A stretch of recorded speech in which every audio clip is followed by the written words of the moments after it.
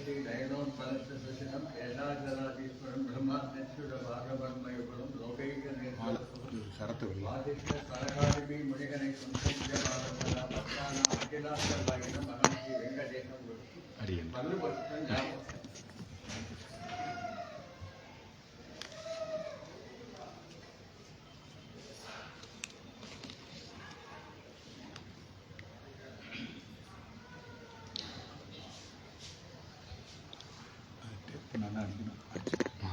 घड़ियार एंगे इருக்கு சரி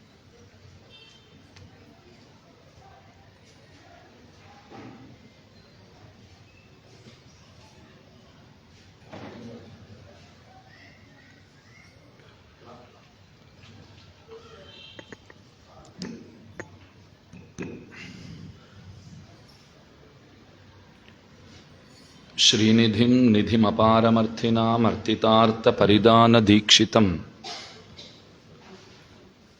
सर्वभूतसुहृदं दयानिधिं देवराजमधिराजमाश्रये आकारत्रयसम्पन्नाम् अरविन्दनिवासिनीम् अशेषजगदीशित्रीं वन्दे वरदवल्लभाम् श्रीमत्यै विष्णुचित्तार्यमनोनन्दनहेतवे नन्दनन्दनसुन्दर्यै गोदायै नित्यमङ्गलम् வாழியதிராசன் வாழியதிராசன் வாழியதிராசனென வாழ்த்துவார் வாழியன வாழ்த்துவார் வாழியன வாழ்த்துவார் தாளிணையில் தாழ்த்துவார் விண்ணோர் தலை அகிலாத்ம குணாபாசம் அஜ்ஞான திமிராபகம் ஆஸ்ரிதானாம் சுசரணம் வந்தே அனந்தாரிய தேசிகம் श्रीमते रम्यजामातृमुनीन्द्राय महात्मने श्रीरंगवासिने भूयात् नित्यश्रीः नित्यमंगलम् अमुदनार अमुदम कमल तिरुवायुम अलगिलम सोदिसेर्वडिवुम अमुदमेन्नகையும் புகருடன் திகழும் துய்யதாம் முப்புரி நூலும் அமைவுடை குருவாய் அடியவர்க்குழியாய் விளங்கும் அண்ணங்காரியரதம் அமுதமென் மொழியும் குமுதமென் மலரே நயனமும் நெஞ்சகலாவே. திருவாடிப்பூரத்து செகத்துதித்தாள் திருப்பாவை 30 செப்பினாள். பெரியாழ்வார் பெத்தெடுத்த பெண் பிள்ளையான ஆண்டாள். கிருஷ்ணானுபவத்தை ஆசைப்பட்டவர்களாய் அந்த அனுபவத்தை பலரோடும் கூட சென்று பெற்றிட வேண்டும்ங்கிறதிலே பாரிப்பை உடையவர்களாய், அதுவும் முறையாக கண்ணனை கிட்டித்தான் அந்த அனுபவத்தை பெற வேண்டும்ங்கிறதிலே உறுதி பூண்டவர்களாக இந்த கோபிகைகள் இருக்கிறார்கள். பகவானிடத்திலே சென்று கைங்கரியத்தை, அந்த பெரும் செல்வத்தை நாம் சாஸ்வதமாக பெற வேண்டும் அப்படிங்கிற ஆசையோடே புறப்பட்டிருக்கிறார்கள். இப்ப கிட்டத்தட்ட பகவானை நெருங்கி விட்டார்கள்னு சொல்ல வேண்டும். என நப்பின்னை பிராட்டி அவளும் இவர்கள் கோஷ்டியிலே தன்னை இணைத்து கொண்டாள். அனுபவம்னு வந்து விட்டதென்னால் உங்களுக்கு என்ன அனுபவமோ அந்த அனுபவம் தானே எனக்கும். நாம் அனைவரும் ஒரு குழுவாக சென்று கண்ணனை பிரார்த்திக்க கடவோம் அப்படின்னு அவர்களுக்கு நல்வார்த்தை சொல்லி அவள் தலைமை தாங்க கோபிகைகள் கண்ணனிடத்திலே வந்திருக்கிறார்கள். நேற்றைய 21ஆம் பாட்டாலே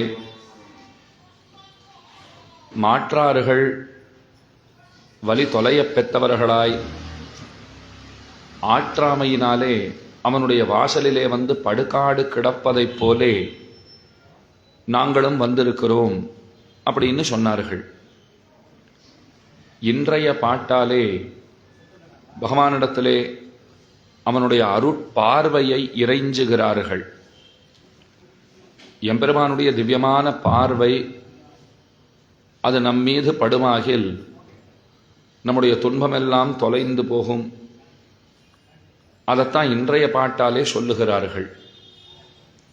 அங்கண்மாஞாலத்தரசர் என்று தொடங்குகிற பாசுரம் பெரிய பெரிய ராஜாக்கள் எல்லாம் அவர்கள் அபிமானம் தொலைய பெற்றவர்களாய் எம்பெருமானுடைய திருமாளிகைக்கு வந்துட்டு அவருடைய பள்ளி அறையிலே அவருடைய பள்ளி கட்டில் அந்த கட்டிலுக்கு கீழே வந்து ஒளிந்து கொண்டிருக்கிறார்களாம்.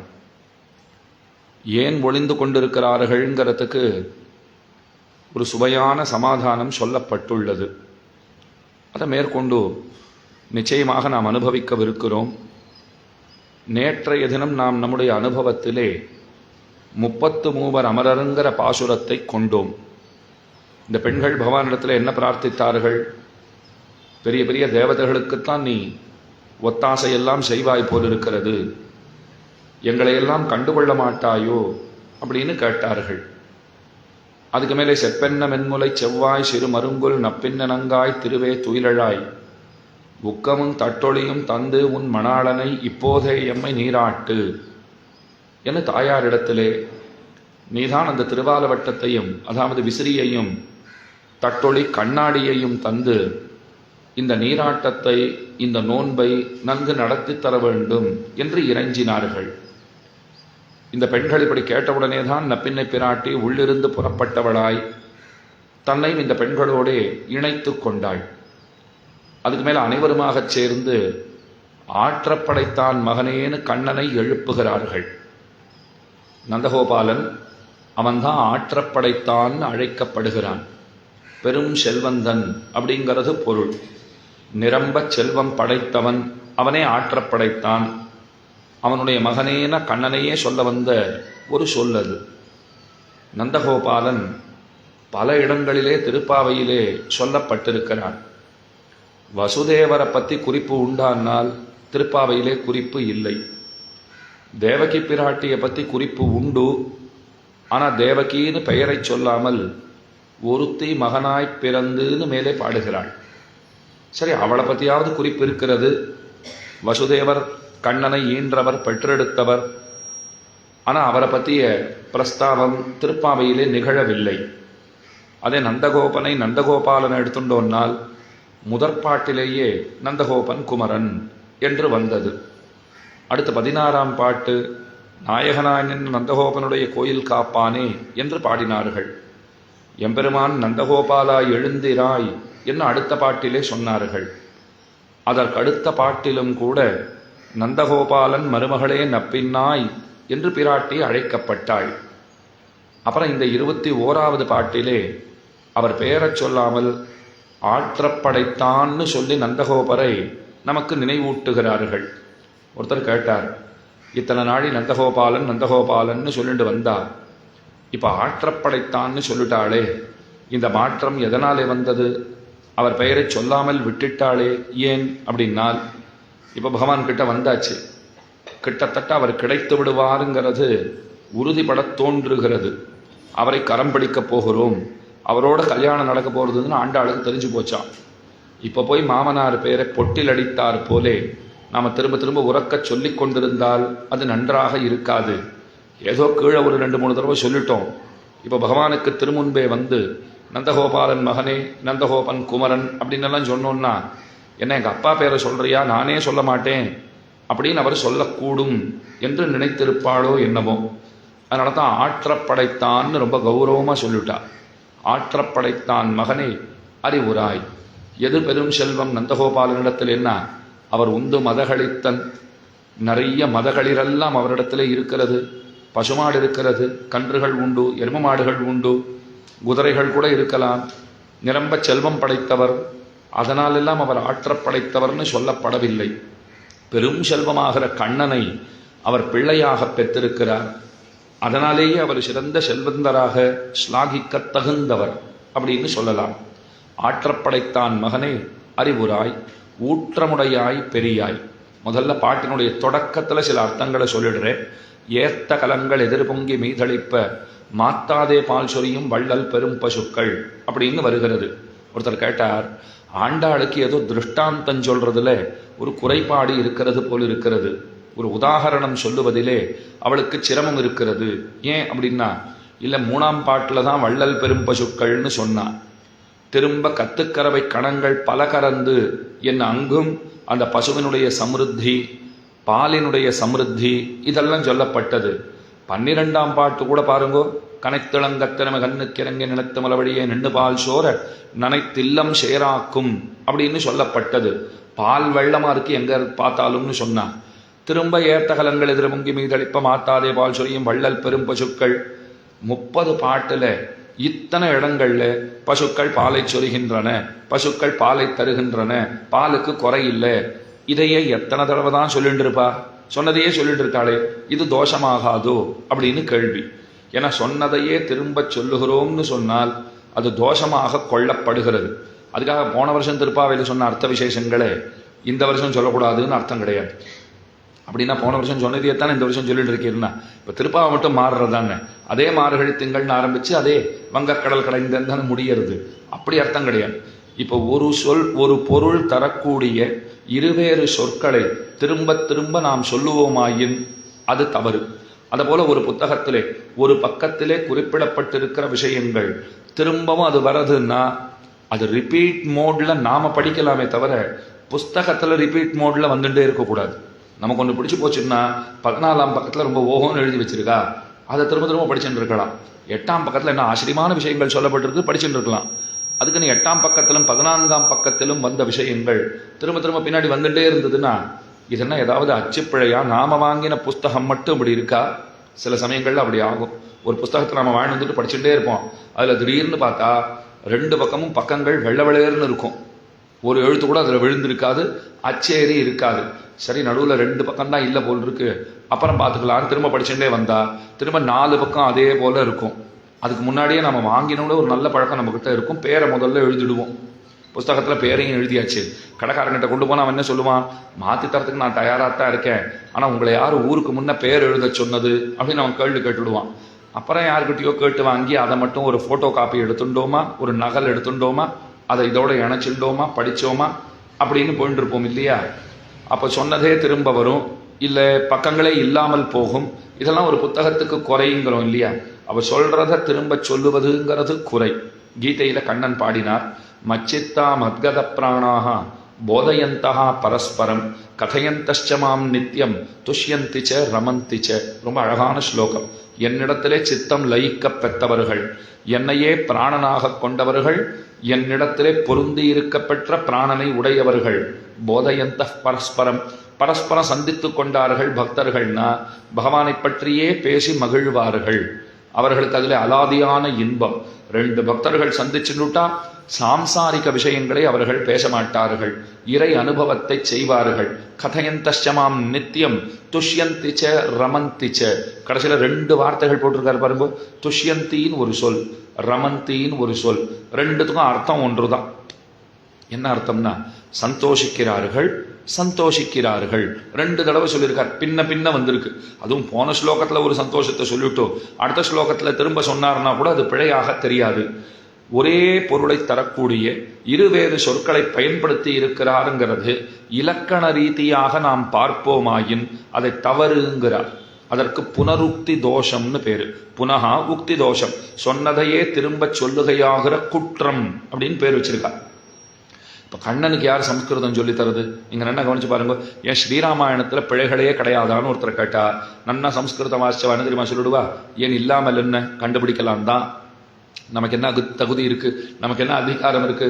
அப்ப இல்ல அந்த மாதிரி பிரயோகம் பண்ணிருக்காளே, இலக்கணப்படி எது பிழையாக இருக்கிறதோ அது ஒரு இடத்துல சொல்லப்பட்டிருக்கிறது. என்ன ஒரு இடத்துல இல்லை, 100 இடத்துல சொல்லப்பட்டிருக்கும். ஆனா அதை பிழைன்னு சொல்றதுக்கு நமக்கு தகுதி கிடையாது. அப்ப அதை எப்படி நாம எடுத்துக்கொள்வதுன்னா அது ஆருஷ பிரயோகம்னு விடுவா. மகர்ஷிகள் பிரயோகம் பண்ணியிருக்கான்னா நாம யாரு குற்றம் சொல்லுவதற்கு, நாம யார் இலக்கணங்கள் அவர்களுக்கு எடுத்து சொல்லுவதற்கு? அப்ப அவர்கள் சொன்னது சரிதாங்கிறதுக்கு சான்று எதுன்னா அவர்கள் சொன்னதே சான்று. அவ்வளவுதான், முடிஞ்சு போச்சு. அதுல நாம பிழை ஆராய்வதற்கு நமக்கு தகுதி கிடையாது. இப்ப மகர்ஷிகளுடைய பிரயோகம்னாலே நீ தொடாதே, பிரயோகம்னு சொன்னால் அவர்களாலே வெளிப்பட்டது, அவர்கள் வெளிப்படுத்தியது. அதுல ஒரு பிழை இருக்குன்னாலே நீ சொல்லாதேன்னு சொல்லிட்டான்னா பகவான் சொன்னதை சொல்றதுக்கு நாம யாரு? ஆனாலும் ஒரு அழகான சமாதானம் இவ்விடத்துல சொல்லப்படுறது. இப்ப 2 பேர் பேசிக்கிறான்னு வச்சுக்கோங்க.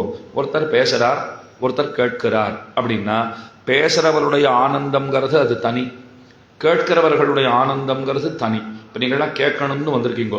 கேட்கிறவாளுக்கு கேட்கறது ரொம்ப ரொம்ப பிடிக்கும். இதுல ருச்சி இருந்துடுத்துன்னு சொன்னா வீட்டுல உட்காந்துருக்க முடியாது.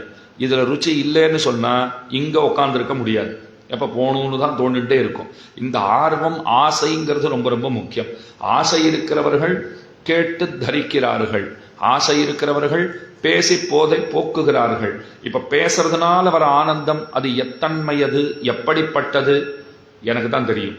கேட்கறதுனால வர ஆனந்தம்ங்கிறது எப்படிப்பட்டது அது உங்களுக்குத்தான் தெரியும். அப்ப அந்த ஆனந்தத்துல வேறுபாடு இருக்கு. சொல்றவனுடைய ஆனந்தம்ங்கிறது வேறா இருக்கு, கேட்கிறவருடைய ஆனந்தம்ங்கிறது வேறா இருக்கு.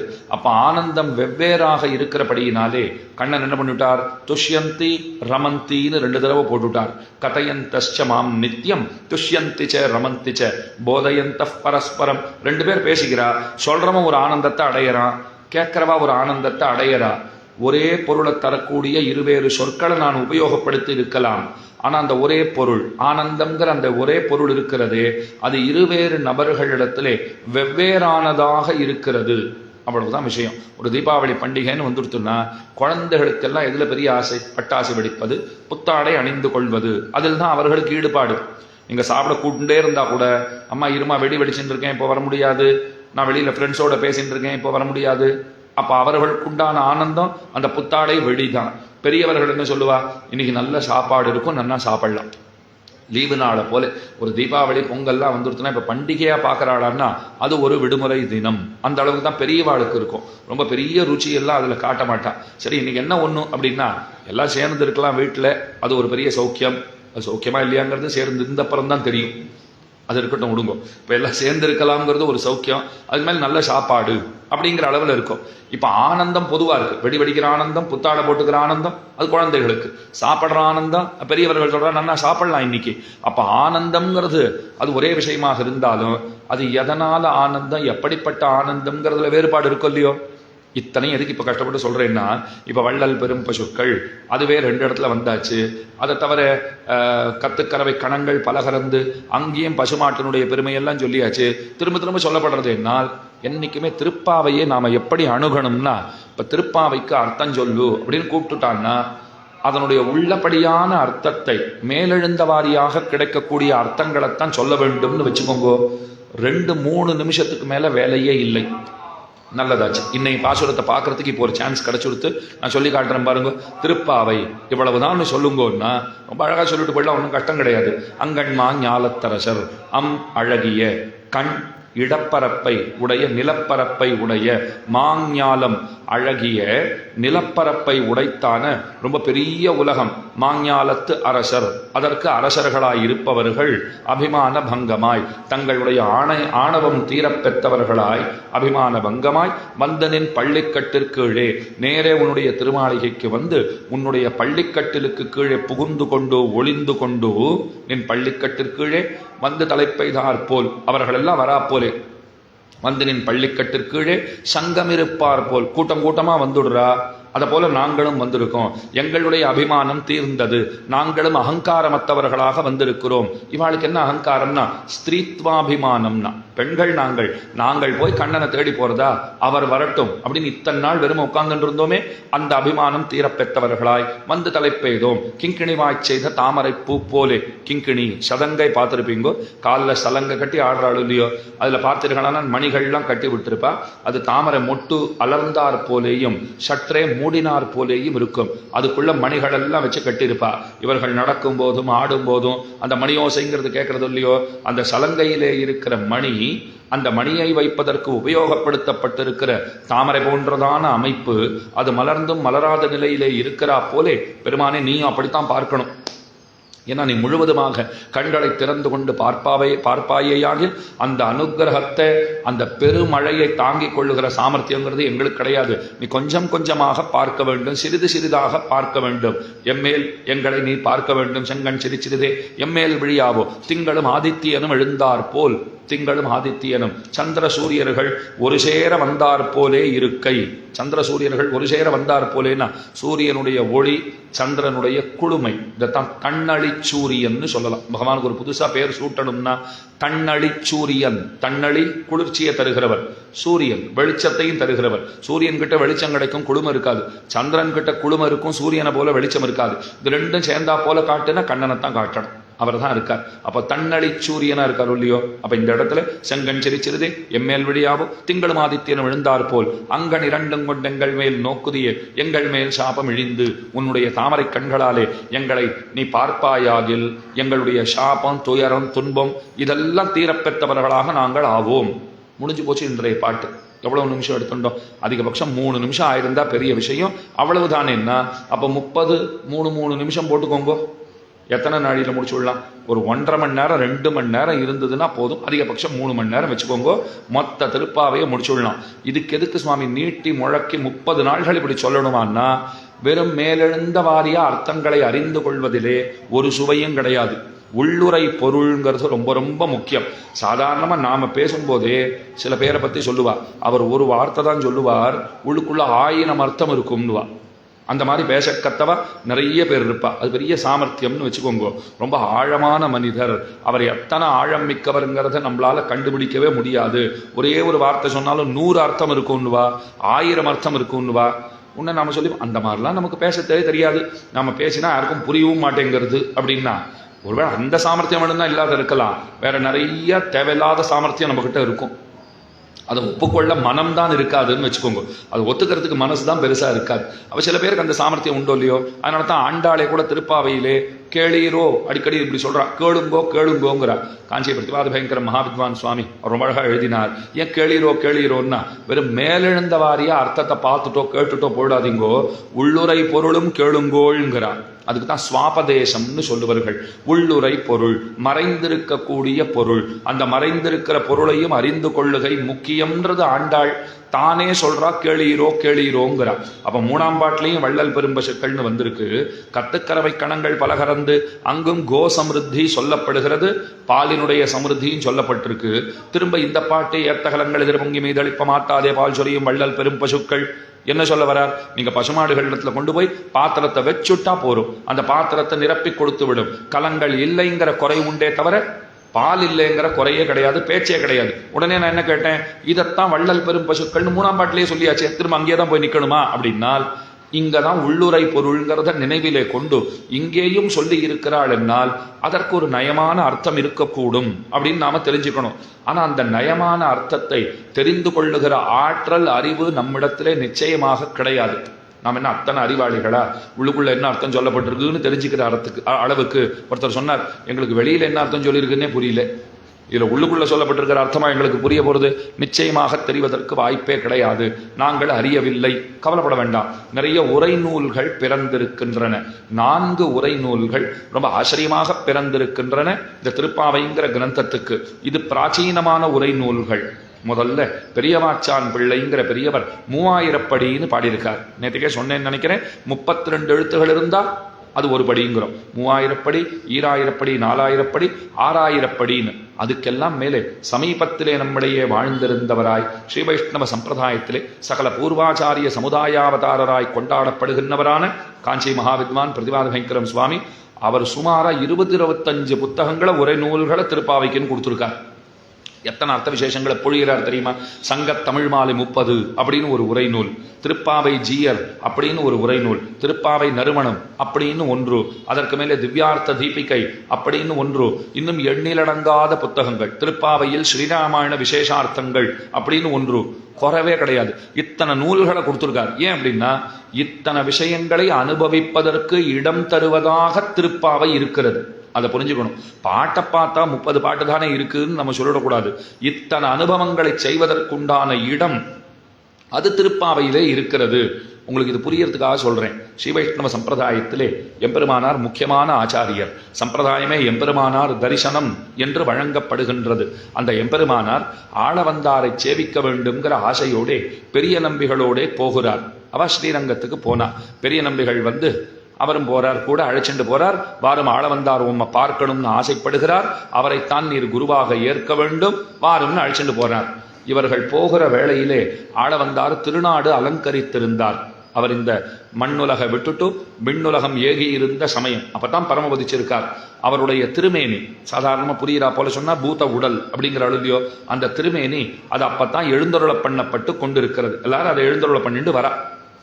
காவிரி கரையிலே அவருக்கு செய்ய வேண்டிய சம்ஸ்காரங்களை எல்லாம் பண்ணணுங்கிறதுக்காக ஆளவந்தார் படித்துறை இன்றைக்கும் திருவரங்கத்திலே உண்டு. அவ்விடத்துல தான் அவர் திருப்பள்ளி படுத்தப்பட்டார். அந்த இடத்துக்கு எழுந்துள்ள பண்ணிட்டு போயிட்டு இருக்கா. பெரிய கூட்டமாக ஸ்ரீ வைஷ்ணவாள்லாம் வந்துட்டு இருக்கா. இந்த பெரிய நம்பிகளும் ராமானுஜரும் வராளோ இல்லையோ, எதற்கு என்ன இவ்வளோ கூட்டமா வராளே, என்ன விசேஷம் அப்படின்னு சில பேரை பார்த்து கேட்ட உடனே அவள்லாம் சொன்னா, சுவாமி தெரியாதா, ஆளவந்தார் திருநாட்டுக்கு எழுந்தருளினார்னு சொன்ன உடனே ராமானுஜர் ஓவென்று கதறினார்.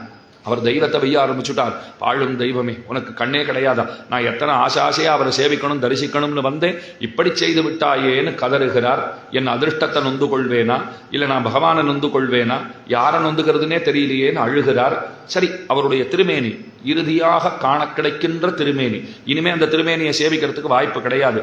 அதையாவது நன்றாக நாம் சேவித்துக் கொண்டு நம்முடைய கண்களிலே அந்த திருமேனியை, அந்த திவ்யமங்கல விக்கிரகத்தை நம்முடைய கண்களிலும் மனங்களிலும் நாம் நிறைத்து கொள்ள வேண்டும்னு சொல்லுவார். அதனால போய் சேவிப்போன்னு பக்கத்துல போனார். ஆளவந்தாருடைய 3 திருவிரல்கள் இங்கனம் மடிந்திருந்தன.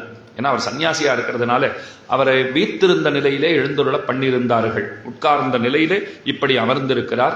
3 திருவிரல்கள் மடங்கி இருந்தன. அங்க இருக்கிறவாளை பார்த்து ராமானுஜர் விசாரித்தார், ஏன் 3 திருவிரல்கள் மடங்கி இருக்கின்றன? அவருக்கு முதல்ல இருந்தே திருமேனியில் ஏதாவது உபாதை இருந்ததா, விரல்கள்ல கைகள்ல ஏதாவது பிரச்சனை இருந்ததா? சுத்தி இருக்கிறவா சொன்னா அதெல்லாம் ஒன்றுமே கிடையாது, ஒரு பிரச்சனையும் கிடையாது. ஆனா நீங்க சொன்ன அப்புறம் தான் நாங்களும் கவனிக்கிறோம், எதனாலே 3 விரல்கள் மடங்கி இருக்கின்றனன்னு எங்களுக்கும் தெரியலேன்னா. உடையவர் உடனே கேட்டார், நிறைவேறாத ஆசைகள் ஏதாவது அவருக்கு உண்டா அப்படின்னு கேட்ட உடனே அவர்கள் பேசினார்கள். ரொம்ப ஆச்சரியமா பல கிரந்தங்களை ஸ்ரீ வைஷ்ணவ சம்பிரதாயத்துக்கு உபகரித்தருளியவர் ஆளவந்தார். ஸ்தோத்திர ரத்னம்னு பாடியிருக்கார். சதுஸ்லோகிங்கிற ஸ்தோத்திர கிரந்தம் அதையும் நமக்கு நல்கி இருக்கிறார். அதுக்கு மேல ஆகம பிராமாண்யம், சித்தித்ரயம், மகாபுருஷ நிர்ணயம், கீதார்த்த சங்கிரகம், இப்படி பல நூல்களை சம்பிரதாயத்துக்கு கொடுத்தவர். அதில் வந்த மகாபுருஷ நிர்ணயம் போன்ற கிரந்தங்கள் எல்லாம் அவருடைய மேதாவிலாசத்தை காட்ட வல்லனன்னு சொல்லுவார்கள். ஒரு சில கிரந்தங்கள் அந்த மகாபுருஷ நிர்ணயம் எல்லாம் இன்னைக்கு கிடைக்கிறது இல்லைன்னு சொல்லுவார்.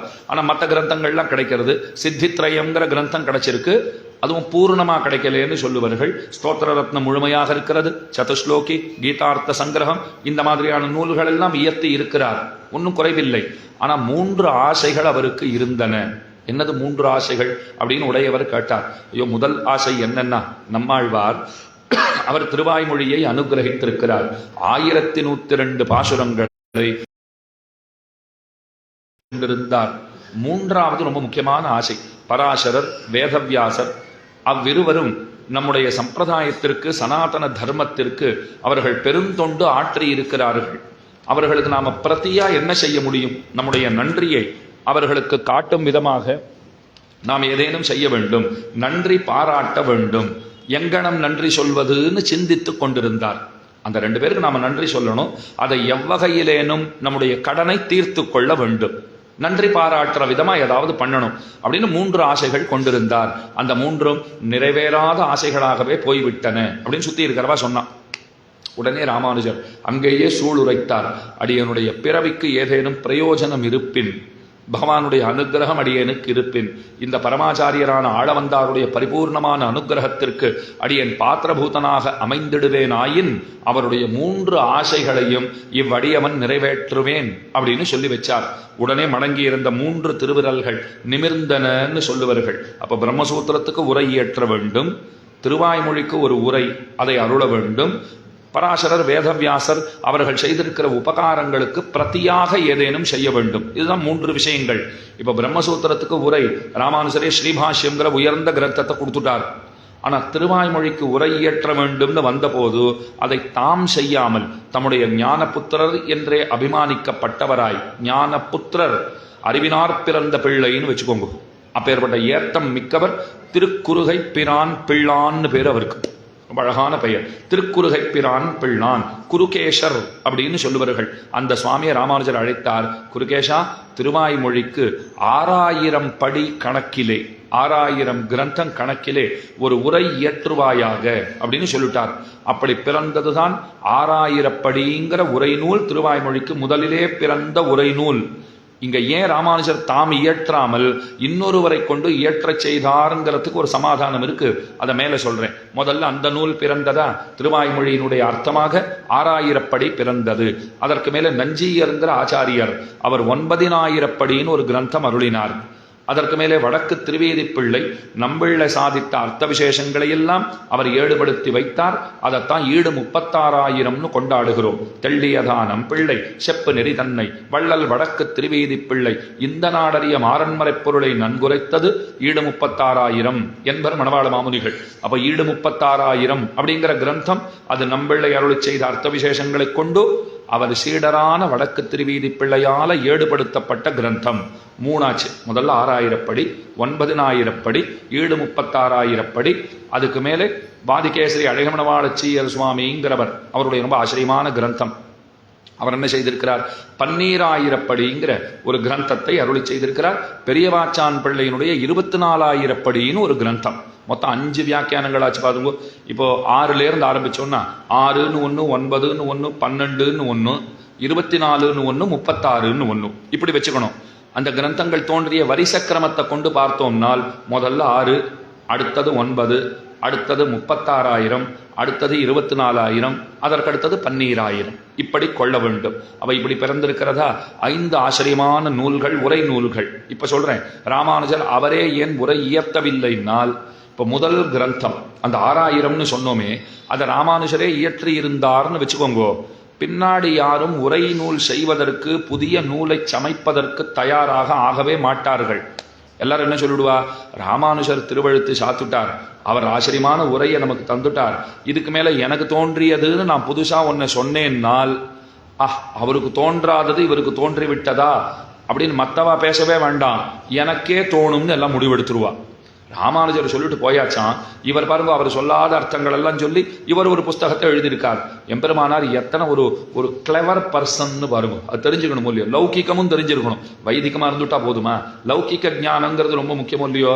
அவர் ஆராய்ச்சி பண்ணினார். நான் எழுதிடுவேன், ஒன்றும் பெரிய கட்டம் கிடையாது. ஸ்ரீபாஷ்யம் பகவத் அனுகிரகத்தால பண்ணி முடிச்சிருக்கேன், ஆளவந்தார் அனுகிரகத்தால இதை பண்ண முடியாதா, ஆனா நான் பண்ணிட்டேன்னா அந்த கிரந்தம் அப்படியே தேங்கிடுங்கிறவர். நிறைய அர்த்த விசேஷங்கள் தோன்றி திருவாய்மொழிக்கு பல வகையான அர்த்தங்களை பல பேராசிரியர்கள் சொல்லுவார்களே யாயின், அப்பத்தான் அந்த கிரந்தத்தை இன்னும் மேல மேல மேல நன்கு அனுபவிக்க முடியும். அதற்கு வழி செய்யக்கூடியதாக அந்த நூலும் இருப்பது சிறப்பு. இதுதான் முக்கியமா தெரிஞ்சுக்கணும். அந்த புஸ்தகம் அதற்கு இடம் தர வேண்டும். இப்ப திருப்பாவைக்கு இத்தனை அர்த்த விசேஷங்களை இத்தனை பெரியவர்கள் சாதித்திருக்கிறார்கள்னா, ஏதோ பொருந்தாத அர்த்தங்களை கேட்கும் போதே இதுக்கும் அதுக்கும் சம்பந்தமே இல்லையேங்கிற போல அர்த்தங்களை சொல்லிட்டா அது விசேஷம் ஆகாது. இந்த அர்த்த விசேஷங்கள் சொல்லப்படும் போது அது பொருந்துவதற்கு அதிலே வழி இருக்க வேண்டும். அது ரொம்ப ரொம்ப முக்கியமானது. அது அதிலே பொருந்த வேண்டும். அப்படி இருந்துடுத்து அதற்கு சேர நாம் அர்த்தங்களை விலாவரியா பலவாறாக சொல்லுகிறோம்னா கேட்கிறவா படிக்கிறவா ரொம்பவும் ரசிப்பான அர்த்தம். அதனால உடையவர் என்ன பண்ணிவிட்டார், நான் எழுத மாட்டேன். அவர் முடிவெடுத்த மாதிரியே பாருங்க, அவர் எழுதல, மேல 5 உரை நூல்கள் பிறந்தன. அவர் சொல்லி 1, அதற்கு மேலே 4ங்கிற அளவிலே 5 உரை நூல்கள் ரொம்ப ஆச்சரியமாக பிறந்தன. அதுக்குத்தான் அப்படி ஒரு முடிவெடுத்தார். இப்ப 2வது பிரம்மசூத்திரத்துக்கு உரை அவரே இயற்றிவிட்டார். ஸ்ரீபாஷ்யம் முடிஞ்சு போச்சு. 3வது என்ன சொல்லியிருந்தார்? பராசரர், வியாசர் அவர்கள் செய்திருக்கிற சம்பிரதாய பணிகள் அதற்கு ஏதாவது பிரத்தியா பண்ணணும்னு நினைச்சாரோ இல்லையோ, கூரத்தாழ்வானுக்கு 2 திருக்குமாரர்கள் அவதரித்தனர். அவர்கள் பிறந்ததே ரொம்ப அழகான சரித்திரம், அதையும் சொல்றேன். கூரத்தாழ்வான் தினந்தோறும் உஞ்சவிருத்தி பண்ணித்தான் அவர் பிரசாதம் அருந்துவார். பகவானுக்கு அதை அமுது செய்ய பண்ணிட்டு அப்புறம் அதை சாப்பிட்றத வழக்கமாக வச்சுட்டு இருக்கிறவர். ஒரு நாள் அபாரமான மழை, வாசல்ல போகவே முடியல, போறதுக்கு வழியே இல்லாமல் போய்விட்டது. முஞ்சவிருத்திக்கு போகல, எதுவும் சாப்பிடவும் கிடைக்கல. பெருமானுக்கும் தீர்த்தத்தை அமுது செய்ய பண்ணிட்டு அதை தாம் சாப்பிட்டுட்டு படுத்துட்டார். ராத்திரி அரவணை திருவரங்கநாதன் அரவண பிரசாதம் அமுது செய்கின்ற தருணம், பெரிய மணியோசையெல்லாம் கேட்கறது. அப்ப இந்த கூரத்தாண்டாள், கூரத்தாழ்வானுடைய தேவிகளான மனைவியான கூரத்து ஆண்டாள்னு பேரு, அந்த அம்மா வாசல்ல வந்து நின்றாள். உன்னுடைய பக்தன் பட்டினி இருக்க நீ நன்னா அரவண பிரசாதம் சாப்பிட்டுருக்கியான்னு ஒரு வார்த்தை சொல்லிட்டா வாசல்ல இருந்து பெருமாள் உடனே அர்ச்சகர்களிடத்திலே ஆவேசித்து அங்க இருக்கிற கைங்கரிய பரர்களை பார்த்து, இந்த அரவணை பிரசாதம் நமக்கு அமுது செய்ய பண்ணப்பட்ட பிற்பாடு இது அப்படியே மோளத்தாளத்தோட கூரத்தாழ்வான் திருமாளிகைக்கு எடுத்துக்கொண்டு போங்கோள், அவர் பட்டினியாக இருக்கிறார்னு சொல்லிட்டார். வாசல் என்னமோ மோளச்சத்தெல்லாம் கேட்கறதே, பெருமாள் புறப்பாடா என்னன்னு தெரியலே இந்த மழையில அப்படின்னு வெளியில வந்தா பிரசாதத்தோட எல்லாம் வந்துட்டு இருக்கா. உன் மாத்துக்கு தான் வந்துட்டு இருக்கோம். எங்காத்துக்கா எதுக்கு, நம்பாத்துக்கு என்னத்துக்கு, நம்ம குடிசைக்கு எதுக்கு அப்படிங்கிறார் அவர். உடனே அவ சொன்னா, நீர் இன்னைக்கு பட்னியாமே. ஐயோ, அதை யார் சொன்னாங்க? பெருமாள் செவிப்பட யார் சொன்னதுன்னா உடனே ஆண்டாள் சொன்னா, மன்னிக்கணும், நான் தான் வாசல்ல போய் கொஞ்சம் கத்திட்டு வந்துட்டேன், நாங்க பட்னி கிடக்கோம். நான் பட்னி கிடக்கிறது எனக்கு விசாரம் இல்லை, உன்னுடைய சிறந்த பக்தர் கூரேசர் பட்டினி இருக்கிறார், உனக்கு மட்டும் நல்ல சாப்பாடு போல் இருக்கேன்னு ஒரு வார்த்தை சொல்லிட்டேன்னா மனைவியை கடிந்து கொண்டார். இந்த மாதிரி பெருமாள் திருவுள்ளம் கன்றும்படியா ஒரு வார்த்தை சொல்லலாமா? அந்த குழந்தைக்கு உணவு இறங்குமா? அப்புறம் இந்த மாதிரி நீ சொன்னதே தப்பாச்சே, துபார பிரசாதத்தை கொடுத்தது சுட்டார் அப்படின்னுட்டு அந்த பிரசாதத்தை வாங்கி கொண்டு தாமும் அவருக்குமாக அந்த பிரசாதத்தை தமக்கும் அவருக்குமாக ஸ்வீகரித்து கொண்டு கொஞ்சம் 2 பேரும் ஸ்வீகரித்தார்கள். அந்த அரவண பிரசாதத்தினுடைய கிருபையடியாக 2 குழந்தைகள் பிறந்தார்கள். அந்த குழந்தைகள் பிறந்தாச்சா, ராமானுஜர் அந்த குழந்தைகளை பார்க்கறதுக்குன்னு போறார். கூட சிஷ்யர்கள்லாம் போயிருக்கா. வாச திண்ணையில போய் உடையவர் அமர்ந்து கொண்டார். எம்பாரை அழைத்தார். நீர் போக வேண்டும், நீர் தான் போய் உள்ளுக்குள்ளே போய் அந்த குழந்தைகளை அழைத்து கொண்டு வர வேண்டும் அப்படின்னு சொன்ன உடனே அந்த 2 குழந்தைகளை அழைத்து கொண்டு அவரும் வெளியிலே வந்தார். வெளியிலே வந்தவுடனே ராமானுஜர் கேட்கிறார், இந்த குழந்தைகளுக்கு காப்பாக நீர் ஏதும் செய்தீர் போல் இருக்கிறதே, குழந்தைகளுக்கு ரட்சையாக ஏதேனும் செய்தீரோ அப்படின்னு கேட்டார். உடனே அவர் சொன்னார், ஆமா சுவாமி, வாசல்ல இத்தனை பேர் இருக்கிறோம், யாருடைய கண் பட்டுடுமோன்னு எனக்கு ரொம்ப பயமாக இருந்தது. அதனால் நான் என்ன பண்ணினேன், இந்த குழந்தைகளுக்கு ரட்சையாக காப்பாக இந்த குழந்தைகளுக்கு துவயமந்திரத்தை சொல்லி அழைத்து கொண்டு வந்தேன். இப்போ எம்பார் 1000 நடந்துட்டு இருக்கு. ராமானுஜருடைய அருமை சகோதரர் சிறிய தாயார் பிள்ளை அவருடைய 1000வது ஆண்டு விழான்னு நடந்துட்டு இருக்கோம் இல்லையோ, கொஞ்சம் அவருடைய அனுபவத்தையும் பண்ணிட்டு இப்ப இதெல்லாம் நாம ஏன் பார்த்துட்டு இருக்கோம்னா, ஏத்த கலங்கள் எதிர்பொங்கி மீதளிப்ப. ஏன்னா ஒருவேளை நான் மறந்துட்டா நீங்க எடுத்து கொடுக்கணும், அதுக்காக சொல்லிட்டு இருக்கேன். ஏத்தகலங்கள் எதிர்பொங்கி மீதளிப்புங்கிறதுக்கு பார்த்துட்டு இருக்கோம். ஏன்னா கேள்வி என்ன கேட்டுட்டோம், திரும்ப திரும்ப பசுமாடு பசுமாடு பசுமாடு இதே வந்துட்டு இருக்கே, நிறைய பசுமாடுகள் இருக்கு, நிறைய பால் இருக்கு, அதான் சொல்லியாச்சே சுவாமின்னா. உங்களுக்கு சப்தத்தை கேட்கும் போது சொன்னதையே சொல்றா போல இருந்தாலும் பொருளாலே வெவ்வேறு பொருள்கள் உண்டுங்கிறத பத்தி பார்த்துட்டு இருக்கோம் இல்லையா, அதுக்காக சொல்றேன். இப்ப எம்பாருடைய 1000 நடக்கிறது. இப்ப நம்ம என்ன பார்த்துட்டு இருக்கோம், அந்த 3வது ஆசையை எங்கனம் நிறைவேற்றினாருங்கிற விஷயம் பார்த்துட்டு இருக்கோம். 2 குழந்தைகள் பிறந்துட்டா. முன்பு ஒரு முறை எம்பாரை பத்தி ஒரு கட்டுரை எழுதியிருந்தேன். இப்ப இந்த நிகழ்ச்சி இப்ப சொல்லிட்டு இருக்கேன் பாருங்க, அதை பற்றிய நிகழ்ச்சி. அந்த கட்டுரைக்கு தலைப்பு எண்ணற்கரிய எம்பார். நம்முடைய எண்ணங்களுக்கு அப்பாற்பட்டவரான எம்பாருங்கிறது அர்த்தம். எம்பெருமானுடைய மற்றொரு திருவுருவமாகவே அத்விதீயரான கருடன் போற்றப்படுகிறார். முதல்ல கருடனை பத்தி தெரிஞ்சுக்கணும். கருடன்கிறவர் யாருன்னா பகவானுடைய இன்னொரு உருவம்ங்கிறார். வேதாந்த தேசிகன் ரொம்ப ஆச்சரியமா சாதிக்கிறார். கருட பஞ்சாசத்துன்னு ஒரு கிரந்தம், அதுல சொல்றார், ஏகஹா விஷ்ணோஹோ த்விதீயா த்ரிசதுரவிதிதம் பஞ்சவர்ணி ரகசியம். இந்த ஸ்லோகமே ரொம்ப அழகா இருக்கும். 1ன்னு ஆரம்பிச்சு கோட்டி வரைக்கும் போவார் ஒரே ஸ்லோகத்துல.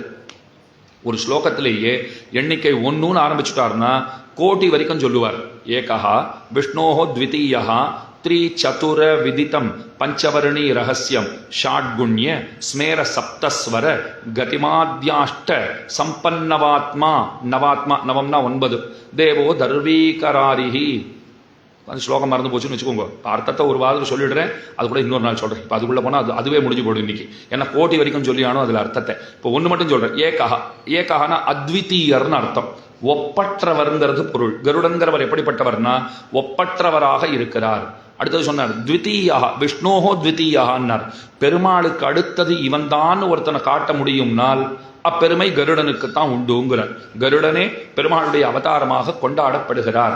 அதனால த்விதீயர், இரண்டாவதாக தெய்வத்திற்கு அடுத்தபடியாக நிற்பவர். அதனால அவர் அத்விதீயர்னு போற்றப்படுகிறார், ஒப்பற்றவர். எம்பெருமானுடைய இன்னொரு உருவமாகவே ஸ்லாகிக்கப்படுகிறார். வேதாந்தாச்சாரியர் கருட பஞ்சாசத்தில் ஒரு ஸ்லோகத்தில் கருடனை அத்விதீயர், அதாவது ஒப்பற்றவர் என்றும், விஷ்ணோஹோ த்விதீயா என்று பகவானுக்கு அடுத்தவர் என்றும், அவர் அதாவது கருடன் பகவான் தாமே கொண்ட மற்றொரு வடிவம் என்றும் கொண்டாடி மகிழ்கிறார். சுவாமி எண்ணற்கரிய எம்பார்னு சொல்லிட்டு இப்ப கருடனை பத்தி பேசிட்டு இருக்கிறேன்னு நீங்க கேட்கலாம். மேல வரை கருடாம்சரான எம்பாரும், எம்பாருங்கிறவர் கருடனுடைய அம்சமாகவே சம்பிரதாயத்திலே கொண்டாடப்படுகிறார். கருடாம்சரான எம்பாரும் ஆச்சாரியர்களுக்குள்ளே ஒப்புயர்வற்றவர். மேல இருக்கிற நித்திய முக்தர்கள் திரளிலே கருடன் முக்கியமானவர்னு பார்த்துட்டோம். இங்க இருக்கிற ஆச்சாரியர்களுக்குள்ளே எம்பார் முக்கியமானவர். அதனால்தான் அவரை பெறுதற்கு சகலவிதமான முயற்சிகளையும் எம்பெருமானார் செய்தார். இது ரொம்ப ஆச்சரியமான சரித்திரம். குரத்தாழ்வானும் ஆண்டானும் அப்பப்போ எம்பாரை பார்த்தா சொல்லிட்டே இருப்பாளாம், நாங்கள்லாம் எம்பெருமானாரை அடையிறதுக்கு நிறைய முயற்சிகளை பண்ணி சுவாமி சமாசிரயணம் பண்ணணும், சேர்த்துக்கணும்னு பிரார்த்திச்சு அவரை பெற்றோம். ஆனா உம்முடைய பாக்கியம் என்னன்னா உம்மை அடைவதற்கு அத்தனை முயற்சிகளையும் அவர் பண்ணார். இந்த சீடனை அடைவதற்கு அத்தனை முயற்சிகளையும் அவர் பண்ணார். கொஞ்சம் இப்போ ஃப்ளாஷ்பேக்கு போடுவோம். எம்பெருமானார் சரித்திரத்தில் யாதவ பிரகாசர் ராமானுஜரையும் அழைத்து கொண்டு மத்தைய சீடர்களையும் கூட்டிக் கொண்டு கங்கா யாத்திரைன்னு போனார். எதுக்கு அழைச்சிட்டு போனார்? கங்கா யாத்திரை டூர் போட்டிருக்கார், எல்லாரையும் அழைச்சிட்டு போயிருக்கார். ராமானுஜர் ரொம்ப சந்தோஷமா எல்லா இடமும் சுத்தி பாட்டு இருந்தார். அவர் சொன்னார், ஆச்சாரியர் என்னமா டூர் அரேஞ்ச் பண்ணிருக்கார், ரொம்ப நல்லா டூர் போட்டிருக்கார். எம்பாருக்கு தெரிஞ்சு போச்சு இவர் ஏன் டூர் போட்டிருக்கார், குருங்கிறத தெரிஞ்சுட்டார். நேரம் வந்தார் ராமானுஜர் இடத்துல, அண்ணா நீ என்னமோ குரு டூர் போட்டிருக்காருன்னு சொல்லிட்டு இருக்க, அவர் ஒன்ன போடுறதுக்கு தான் டூரே போட்டிருக்காருன்னார். உன்னை கொண்டு போய் கங்கையில பிடிச்சு தள்ளுறதுக்கு தான் இந்த யாத்திரையே ஏற்பாடு பண்ணியிருக்கா, எப்படியாவது தப்பித்து விடு. அந்த விந்தியமலை காட்டு தொடர்ல தனித்து ராமானுஜர் அவர்களை விட்டு விலகிவிட்டார். காஞ்சி தேவப்பெருமாளும் பெருந்தேவி தாயாரும் காப்பாத்தி கூட்டுன்னு வந்துட்டார். அது ஆச்சொல்லியோ. அப்ப காப்பாத்தினவர் எம்பார் தானே, கோவிந்தர்னு அப்ப பேர். அப்ப எம்பார்னு பேர் ஏற்படலை, கோவிந்தர்னு பேர். அதுக்கப்புறம் எங்கோ கங்கையில் அவர் குளிச்சுட்டு எழுந்தார். கையிலே ஒரு சிவலிங்கம் அகப்பட்டது. உடனே இவர் என்ன சொல்லிட்டார் யாதவ பிரகாஷர், ஆஹா அந்த கங்காதரனை கை புகுந்தான், உமக்கு உள்ளங்கை கொணர்ந்த நாயனார்னு பேரு அப்படின்னு அவரை சைவராக மாற்றிவிட்டார். அவர் காளஹஸ்தியிலே இருந்து கொண்டு வருகிறார். ராமானுஜர் சிந்தித்தார், யாரும் சைவர்களா இருக்கிறது நமக்கு எந்த பாதிப்பும் இல்லை, ஆனா நம்ம சேர்ந்த பிள்ளை சைவரா இருக்காரு, திரும்ப அவரை நாம் நம்மிடத்துல அழைத்துக் கொள்ள வேண்டும் அப்படின்னு ஆசை கொண்டார். இந்த காரியத்தை திறம்பட செய்பவர் யார் அப்படின்னு சிந்தித்தார். அவருடைய தாய் மாமன் மிகச்சிறந்த ஆச்சாரியர் பெரிய திருமல நம்பிகள் என்ன அவருக்கு திருநாமம். திருமலையிலே இருந்து கொண்டு கைங்கரியங்களை பண்ணிட்டு இருக்கிறவர், தீர்த்த கைங்கரியம் பண்றவர், பகவானாலே தகப்பனேன்னு அழைக்கப்பட்டவர். நல்லா கேட்டுக்கோங்க, பகவானாலே தகப்பனேன்னு அழைக்கப்பட்டவர். தாத்த அப்படின்னு பகவானே கூப்பிட்டிருக்காரு. இன்றைக்கும் தண்ணீர் அமுது உற்சவம்னு திருமலையிலே உண்டு. பகவான் போய் தீர்த்தம் கேட்ட உற்சவம். இவர் ஆகாச கங்கையிலிருந்து தீர்த்தத்தை எடுத்துக்கொண்டு போய் பகவானுக்கு சமர்ப்பிப்பார். திருமொழி அனுசந்தானம் தினந்தோறும் பண்ணுவார். பெரிய திருமலை நம்பிகளுக்கு திருமொழினா அலாதி பிரியம். திருமங்கை ஆழ்வாருடைய பெரிய திருமொழினா அவருக்கு ரொம்ப ரொம்ப பிடிக்குமாம். 1084 பாசுரங்கள் கொண்டதொரு கிரந்தம் திருமங்கை ஆழ்வாருடைய அற்புத பிரபந்தம், ஆழ்வாருடைய பிரதம பிரபந்தம். வாடினேன் வாடி வருந்தினேன் மனத்தால் ஆரம்பிச்சு பாடியிருக்காரு இல்லையோ. அதுலதான் பெரிய திருமண நம்பிகள் பொழுதே போக்குவார். குடத்தை எடுத்துன்னு போவார், தீர்த்தத்தை எடுத்துன்னு வருவார், ஆகாச கங்கையிலேருந்து தீர்த்தம் கொண்டு வந்து பெருமானுக்கு சமர்ப்பிப்பார். ஒரு நாள் யாரோ ஒரு குழந்தை பின்னாடி வந்துட்டு, தாத்த தகப்பனே அப்பனே தீர்த்தம் கொடு, அப்பனே தீர்த்தம் கொடுன்னு கேட்டிருக்கார். அவர் என்ன பண்ணார், பாட்டு பாடிட்டு இருக்காரு இல்லையோ, திருமொழி சொல்லிட்டு இருக்கார். குறுக்க பேசுறதுக்கு மனசு வரல அப்படின்னு சொல்ல குழந்தைய பார்த்து இது திருமலை குளிர் அருவி வேங்கடம், எங்க பார்த்தாலும் அருவி சோறான் இருக்கும் வேங்கடம், அருவி கொட்டின்றே இருக்கு. நான் கொண்டு போற குடத்துல இருந்து தான் உனக்கு தீர்த்தம் கொடுக்கணுமான்னு இப்போ நீ போய் எவ்வளவு வேணுமோ பருகி கொள்ளலாம், ஒன்னும் தீர்த்த பஞ்சம் கிடையாது, போயிட்டு வா அப்படின்னு சொல்லப்பட்ட உடனே அப்பவும் விடலை குழந்தை. தாத்த தீர்த்தம் தாகமா இருக்குன்னு கேட்டுட்டே வரவே ஒரு கட்டத்துக்கு மேல பதிலே சொல்லலை. அடியன் வேடிக்கையா சொல்றது உண்டு. நம்ம பார்த்து வாசல்ல யாராவது பிச்சை கேட்டு வந்துட்டான்னு வச்சுக்கோங்களேன், 2 தடவை குரல் கொடுப்பா, நம்ம அப்படியே திரும்பி பார்க்காதையே இருந்துருவோம். நம்ம என்ன நினைச்சுப்போம், கொஞ்ச நாள் கத்திட்டு போயிடுவா அப்படின்னு நினைச்சுட்டு இருப்போம். அவ விடுறதா இல்லை, கத்தின்ண்டே இருந்தா நம்ம வினோதமா ஒரு பதில் சொல்லுவோம் பாருங்க. அப்புறமா இப்ப வீட்டுல யாரும் இல்லைன்னுவோம். அப்ப நீங்க யாரு, இப்போ நீங்கள் என்ன வீட்லேயே இல்லையா, இப்போ உள்ளுக்குள்ளே நாம் உட்கார்ந்து கொண்டு நீ அப்புறவா இல்லை. வேடிக்கை என்னென்னா நீங்கள் கொடுக்குற 10 ரூபா வாங்கிக்கிறதுக்கு இன்னொரு தடவை வேற வரணும் அவர். அப்பவே கொடுத்துட்டா அவர் போயிட போறாருன்னா இதெல்லாம் என்கரேஜா பண்ணக்கூடாது, இதெல்லாம் பண்ணவே கூடாது, ஏன் உழைச்சி சாப்பிடக்கூடாதுன்னா அப்ப அதை சொல்லிட்டு போங்க. வீட்டுல யாரும் இல்லைன்னு நாமளே சொல்லுவோம் பாருங்க, நீ அப்புறமா வாப்பா இப்ப யாரும் வீட்டுல இல்லைன்னா பாவம் அவெல்லாம் ஒன்றும் சொல்றது இல்லை. அப்ப நீங்க யாரு, நீங்க என்ன இப்ப இல்லாதவரான்லாம் அவர் கேட்கறது இல்லை, அது வேற விஷயம். ஏன்னா ஏதோ ஒன்று கொடுத்தா வாங்கிட்டு போகலான்னு நினைச்சிட்டு இருக்காரு இல்லையோ. அதை போல இந்த இடத்துல என்ன எடுத்து கேட்டுட்டே இருந்தால் நம்ம பதில் சொல்ல போறது இல்லை. ஒரு கட்டத்துக்கு மேலே சரி கத்துற வரைக்கும் கத்திட்டு அவளே போயிட போறான்னு விட்டுடுறோம் இல்லையா. பெரிய திருமண நம்பிகள் அப்படி விட்டுட்டார், ஒன்றும் அதுக்கு மேலே பேசவே இல்லை. குடத்தை எடுத்துன்னு வந்து நேர பெருமாள் இடத்துல வச்சார். திரும்பி பார்த்தா அந்த பிள்ளையை காணும். பெருமாளை பார்த்து சேவிச்சுட்டு இருந்தார். இங்கே கொண்டு வந்து தீர்த்தம் கொடுக்குறியே, நான் அங்கேருந்து கேட்டுட்டு இருந்தேன் பெருமாள்.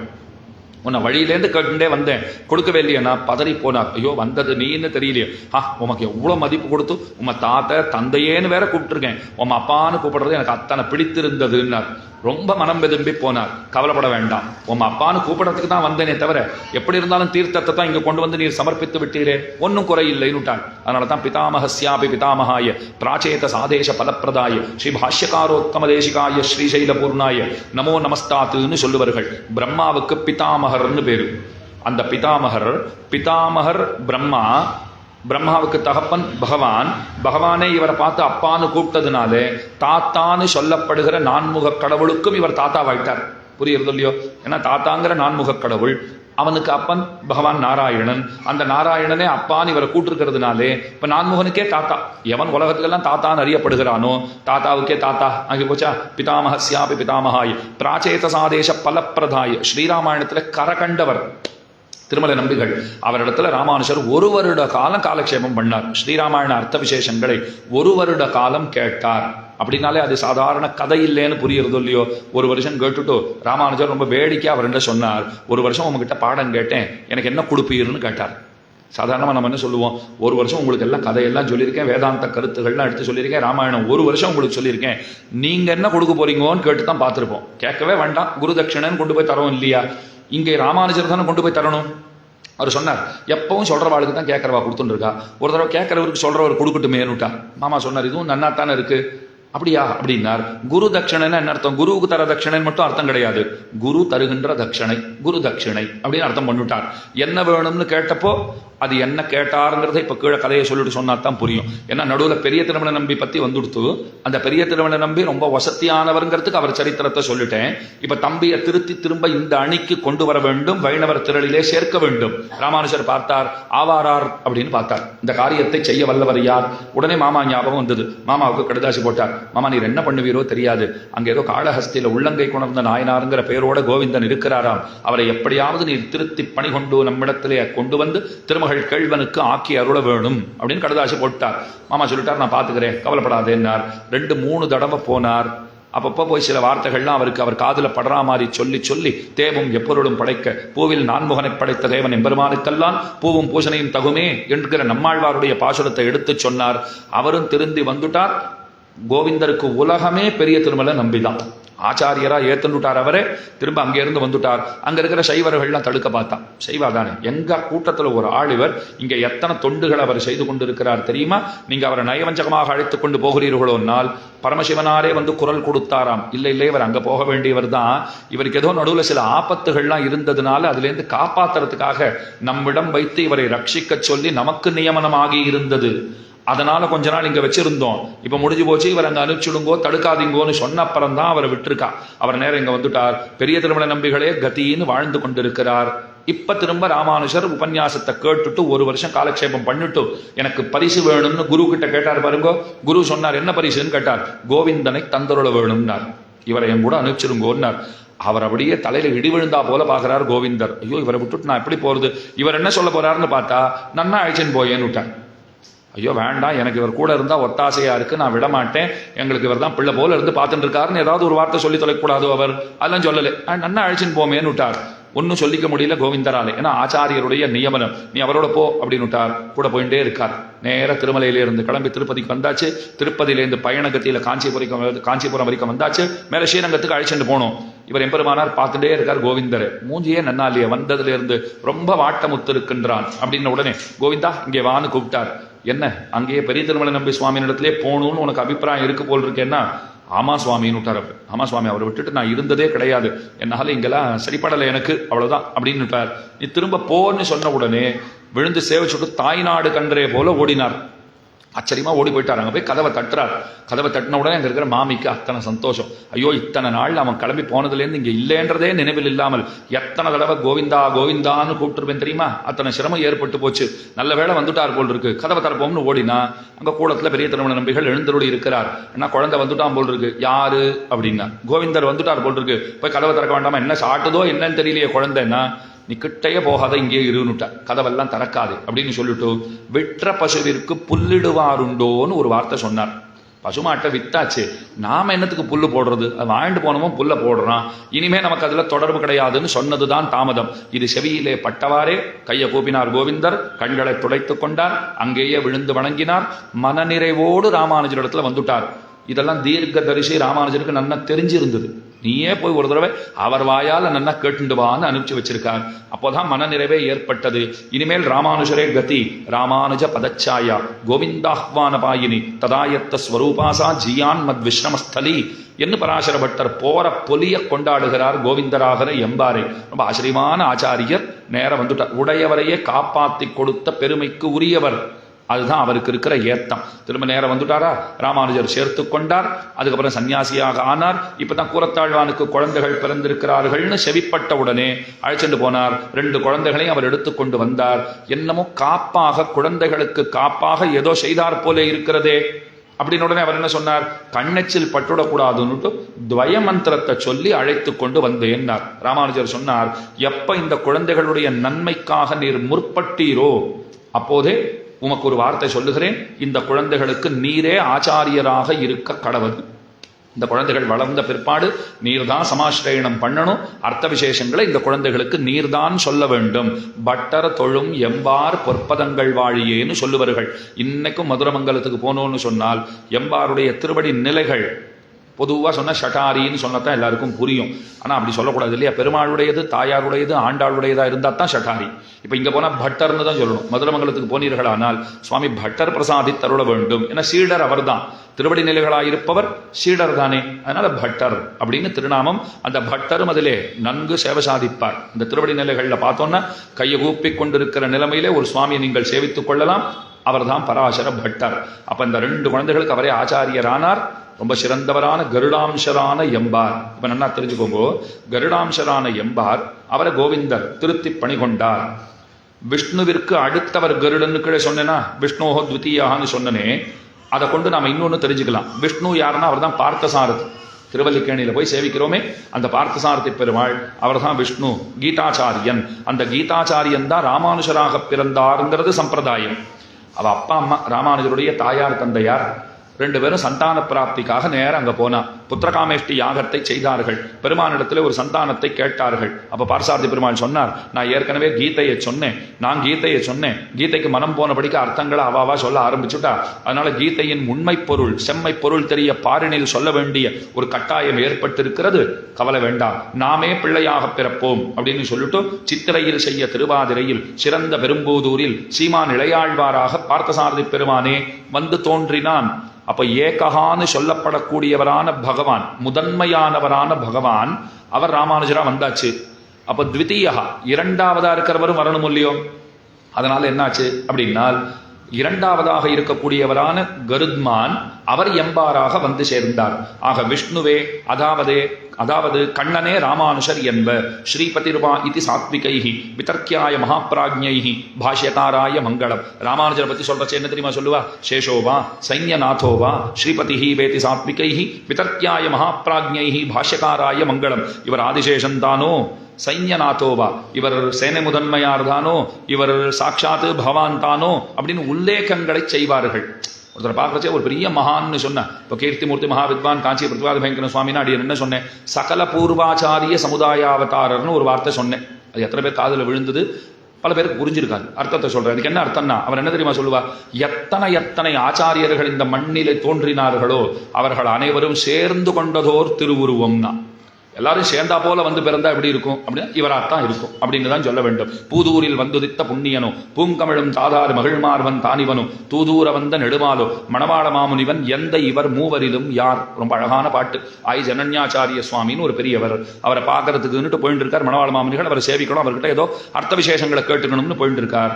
ரெண்டு பேரும் வழியிலேயே சந்திச்சுட்டா பரஸ்பரம் விழுந்து வணங்கினார்கள். அந்த ஆய் ஜனன்யாச்சாரிய சுவாமி மாமுனிகளை பார்த்துட்டு சொல்றார், பூதூரில் வந்துதித்த புண்ணியனோ, இவர் எம்பெருமானார் தானா, பூங்கமிழும் தாதாறு மகிழ்மார்வன் தானிவனோ, தாதாறு மகிழ்மால மார்பினன் நம்மாழ்வார் தான் இவரா, தூதூர வந்த நெடுமாலோ, தூது போன கண்ணன் தானா, மணவாள மாமுனிவன் எந்த இவர் மூவரிலும் யார். இந்த 3 பேர்ல சத்தியமா இவர் ஒருத்தர்னார். யாருன்னு எனக்கு தெரியல, ஆனா இந்த 3 பேர்ல ஒருத்தரா நிச்சயமா இருக்கணும். இதுக்கு தான் உல்லேகம் பண்றதுன்னு பேரு. நம்ம ஊகித்து இப்படி இருப்பரோ அப்படி இருப்பரோ, அத்திரை சமதக்னி பங்கிரத வசூனந்த சூனுவானவனுடைய யுகவர்ண கிரமாவதாரமோ, வியாசாதிபத்து ஆவேசமோ, மூதுவர் கரைகண்டோர் சீரியலில் ஒருவரோ, முன்னம் நோத்த புண்ணியங்கள் அனந்தன் மேல் பலிக்க கண்டவரோவென்னு சங்கிப்பர்கள். நம்மாழ்வாரையும் இப்படித்தான் பாக்குறா. அவரை பார்த்தா இவர் பெருமாள் தானா, இவரா அவரா அவரா இவரா, ஏன்னா அத்தனை வைபவம் எதுன்னு நம்மளால சொல்லவே முடியலேங்கிறது அர்த்தம். அதனால எம்பெருமானார் கண்ணனே எம்பெருமானாராக திருபவதரித்தான். பின்னாடி கருடனே எம்பாரா வந்துட்டார். சமிதோதய சங்கராதி கர்வஹ ஸ்வபலாதுத்ருத யாதவ பிரகாஷா அவரோபிதமான் ஸ்ருதேர் அபார்த்தானு நனு ராமவரஜா ச ஏஷ பூயா என்று வேதாந்த தேசிகன் சொல்லுகிறார். அர்த்தத்தை இன்னொரு நாள் சொல்றேன். கருடன் எப்படி விஷ்ணுவிற்கு அடுத்த ஸ்தானமோ அவ்விதமே கருடாம்சரான எம்பாரும் விஷ்ணுவினுடைய அம்சபூதரான எம்பெருமானாருக்கு அடுத்த ஸ்தானத்தை வகிக்கிறார். ஏன்னா ஓராண் வழி குரு பரம்பரைன்னு சொல்லுவா. முதல்ல பெருமாள்ல இருந்து ஆரம்பிக்கும். லக்ஷ்மிநாத சமாரம்பாம். முதல்ல பகவான் தான் ஆத்திய குரு, அவர் தான் முதல் குருன்னு சொன்னா அப்பெருமை அவருக்குத்தான் உண்டு. அடுத்தது ஸ்ரீ மகாலட்சுமி, அடுத்தது நம்மாழ்வார், அதுக்கு மேல நாதமுனிகள், உய்யக்கொண்டார், மணக்கால் நம்பி, ஆள வந்தார், பெரிய நம்பி, ராமானுஷர். ராமானுஷருக்கு அடுத்தது சரியா சொல்லுங்க பாப்போம், எம்பார். ராமானுஜர் என்ன இப்ப அவரை பத்தி தான் பார்த்துட்டு இருக்கோம் இல்லையா. ராமானுஜருக்கு அடுத்தது எம்பார்னு கொண்டாடுறோம். அதனால இந்த இடத்துல பாருங்க, கருடனுக்கு அடுத்து கருடன் எப்படி விஷ்ணுவிற்கு அடுத்த ஸ்தானமோ, எம்பார் விஷ்ணுவினுடைய கீதாச்சாரியன் பார்த்தசாரத்தினுடைய அவதாரமான ராமானுஜருக்கு அடுத்து வருகிறார். ஆக விஷ்ணோஹோ த்விதீயா. இந்த ஸ்லோகம் என்ன சொல்லிட்டு, விஷ்ணுவுக்கு அடுத்தது கருடன்னு தேசிகன் கருட பஞ்சாசத்துல சொன்னார். இங்க விஷ்ணு ராமானுஷர், என்ன கீதாச்சாரியன் பார்சாரதி தான் ராமானுஷர். த்விதீயா அடுத்து இருக்கிறவர் யாரு, எம்பாரே இருக்கார். அப்ப இது பொருந்துகிறது. அதுல எம்பெருமானாரை பத்தி எத்திராஜ சப்தத்தின்னு தேசிகன் ஒன்று பாடியிருக்கார். ஒரு அழகான ஸ்லோகம் சொல்றார். சன்மந்திரவித்து க்ஷிபதி சம்யமினாம் நரேந்திரஹா சம்சார ஜிஹ்மகமுகைஹி சமுபஸ்திதம் நஹ விஸ்வக்ததம் விஷயலோப விஷம் நிஜாபிஹி காடானுபாவ கருடத்வஜ பாவனாபிஹி. அர்த்தம் சொல்றேன். உலக வின்பங்களிலே பற்றுதல்ங்கிறது ஒரு கொடிய விஷம். மற்ற விஷயங்கள், பகவானை ஒழிந்த விஷயங்கள்ல ஆசை இருக்கிறதுங்கிறது அது ஒரு கொடிய விஷம். அந்த கொடிய விஷம் எங்கிருந்து புறப்படுகிறதுன்னா சம்சாரங்கிற சர்ப்பம். சம்சாரங்கிறது ஒரு பாம்பு. சம்சார போகி சந்தஷ்ட ஜீவாதவே நமகான்னு சொல்லுவார்கள். திருமலையில அனந்தாழ்வான்கிற பெரியவர் பெருமாளுக்கு கைங்கரியம் பண்ணிட்டு இருந்தார். கருணாக அவரை தீண்டு எடுத்து, அவருன்னு கவலைப்படல, அவர் கைங்கரியம் பண்ணிட்டே இருந்தார். சிஷ்யர்கள்லாம் வந்தா, சுவாமி பாம்பு கடிச்சிருக்கே, மருந்து எதனா எடுத்துக்க வேண்டாமா, உயிருக்கு ஏதாவது ஹானி ஏற்பட போறது. அவர் என்ன தெரியுமா சொன்னார், இந்த உடம்பே ஒரு பாம்புன்னார். இந்த உடம்பு இருக்கே அதுவே ஒரு பெரிய பாம்பு. தன்னை கண்டால் சத்ருவை கண்டார் போலேயும். பிள்ளரோகாச்சாரியர் ரொம்ப அழகா சொல்றார். நீ உன்னுடைய எதிரியை நினைத்துக்கொள் அப்படின்னா, சுவாமி பன்மையில சொல்லும் சுவாமி, நீர் ஒருமையில சொல்லிட்டு இருக்கீர். எதிரிகளை நினைத்து கொள்ளும் சொல்லும், அவ்வளோ பேர் இருக்கான் அப்படின்னு விடுவோமே.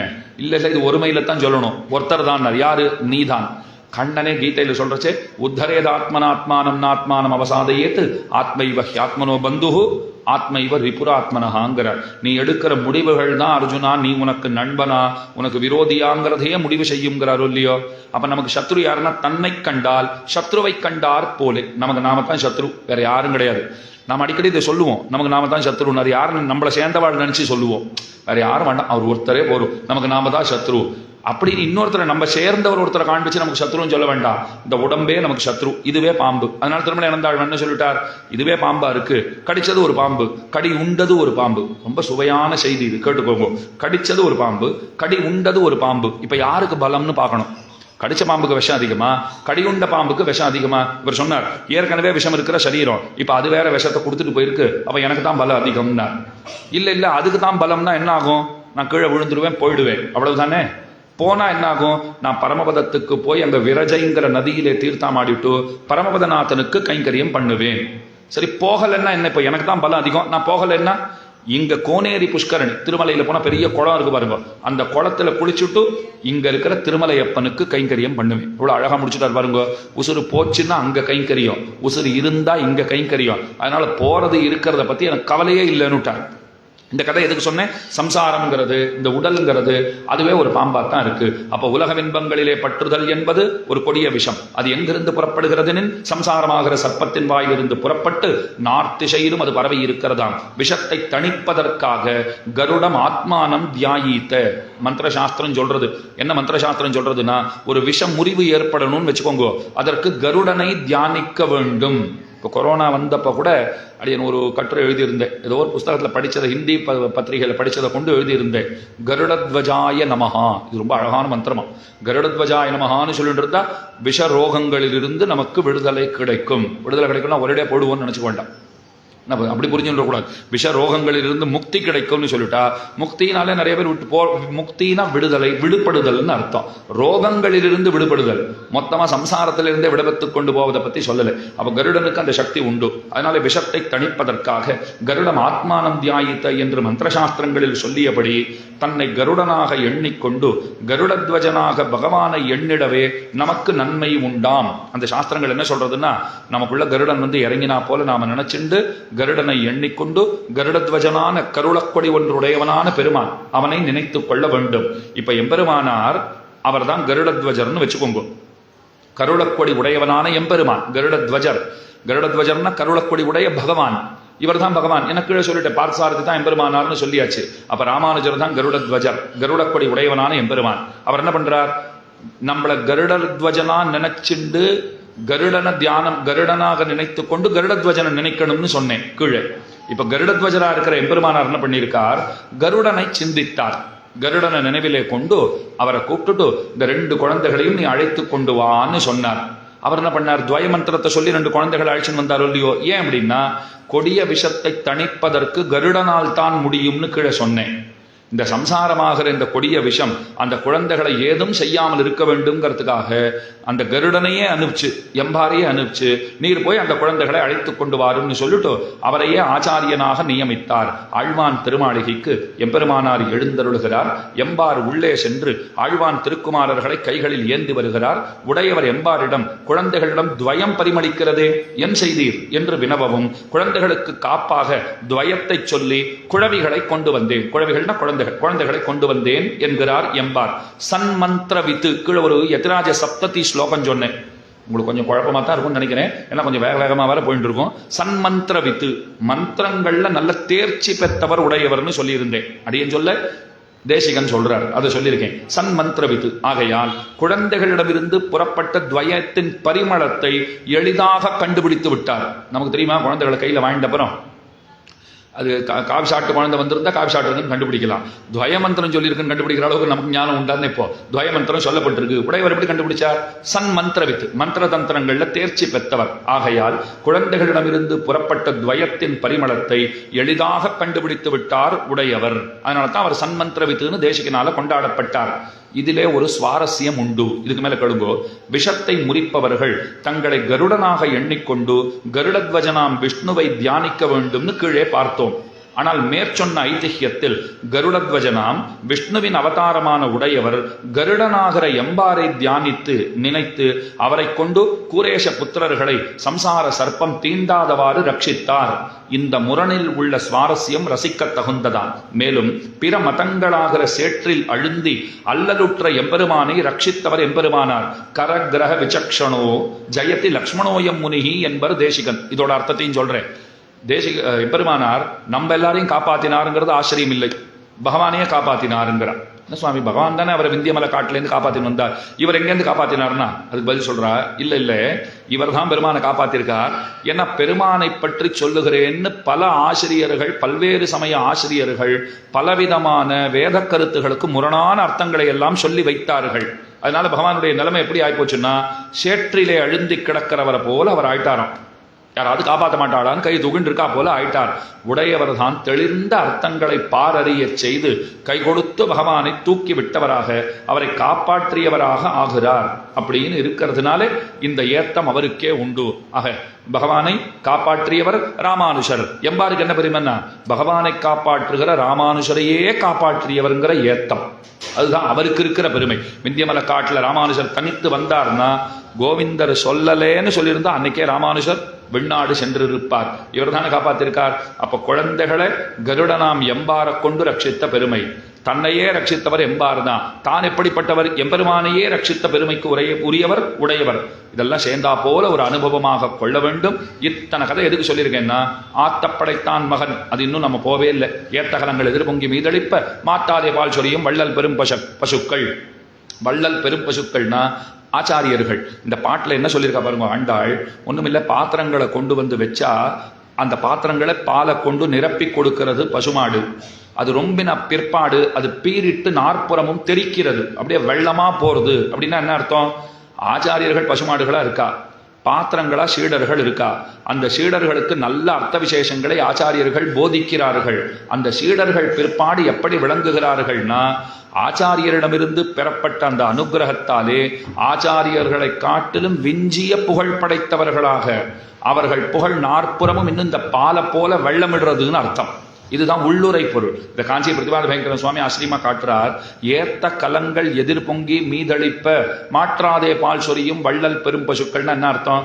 ஆச்சாரியர்கள் தான் வள்ளல் பெரும் பசுக்கள். எத்தனை அர்த்தங்களை நம் பொருட்டு பொழிகின்றார்கள், எத்தனை நூல்களை நம்முடைய நன்மையின் பொருட்டு தந்திருக்கிறார்கள்.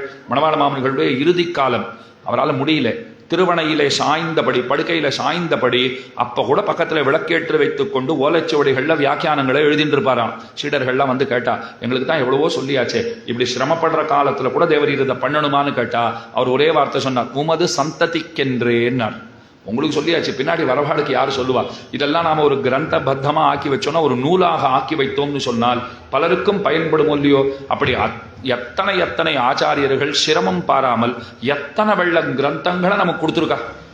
அது எம்பெருமானார். அதுக்கு முன்னே நாதமுனிகள் நியாய தத்துவங்கிற கிரந்தம் கொடுத்தார். ஆழ்வார்கள் 4000 திவ்ய பிரபந்தங்களை கொடுத்தார். கூரேசர், வராசர பட்டர், வெள்ளலோகாச்சாரியர், வேதாந்த தேசிகன், மாமுனிகள், நாயனார், எத்தனை எத்தனை ஆச்சாரியர்கள் எத்தனை வெள்ளம் நூல்களை நம்முடைய நன்மையின் பொருட்டு கொடுத்திருக்கிறார்கள்.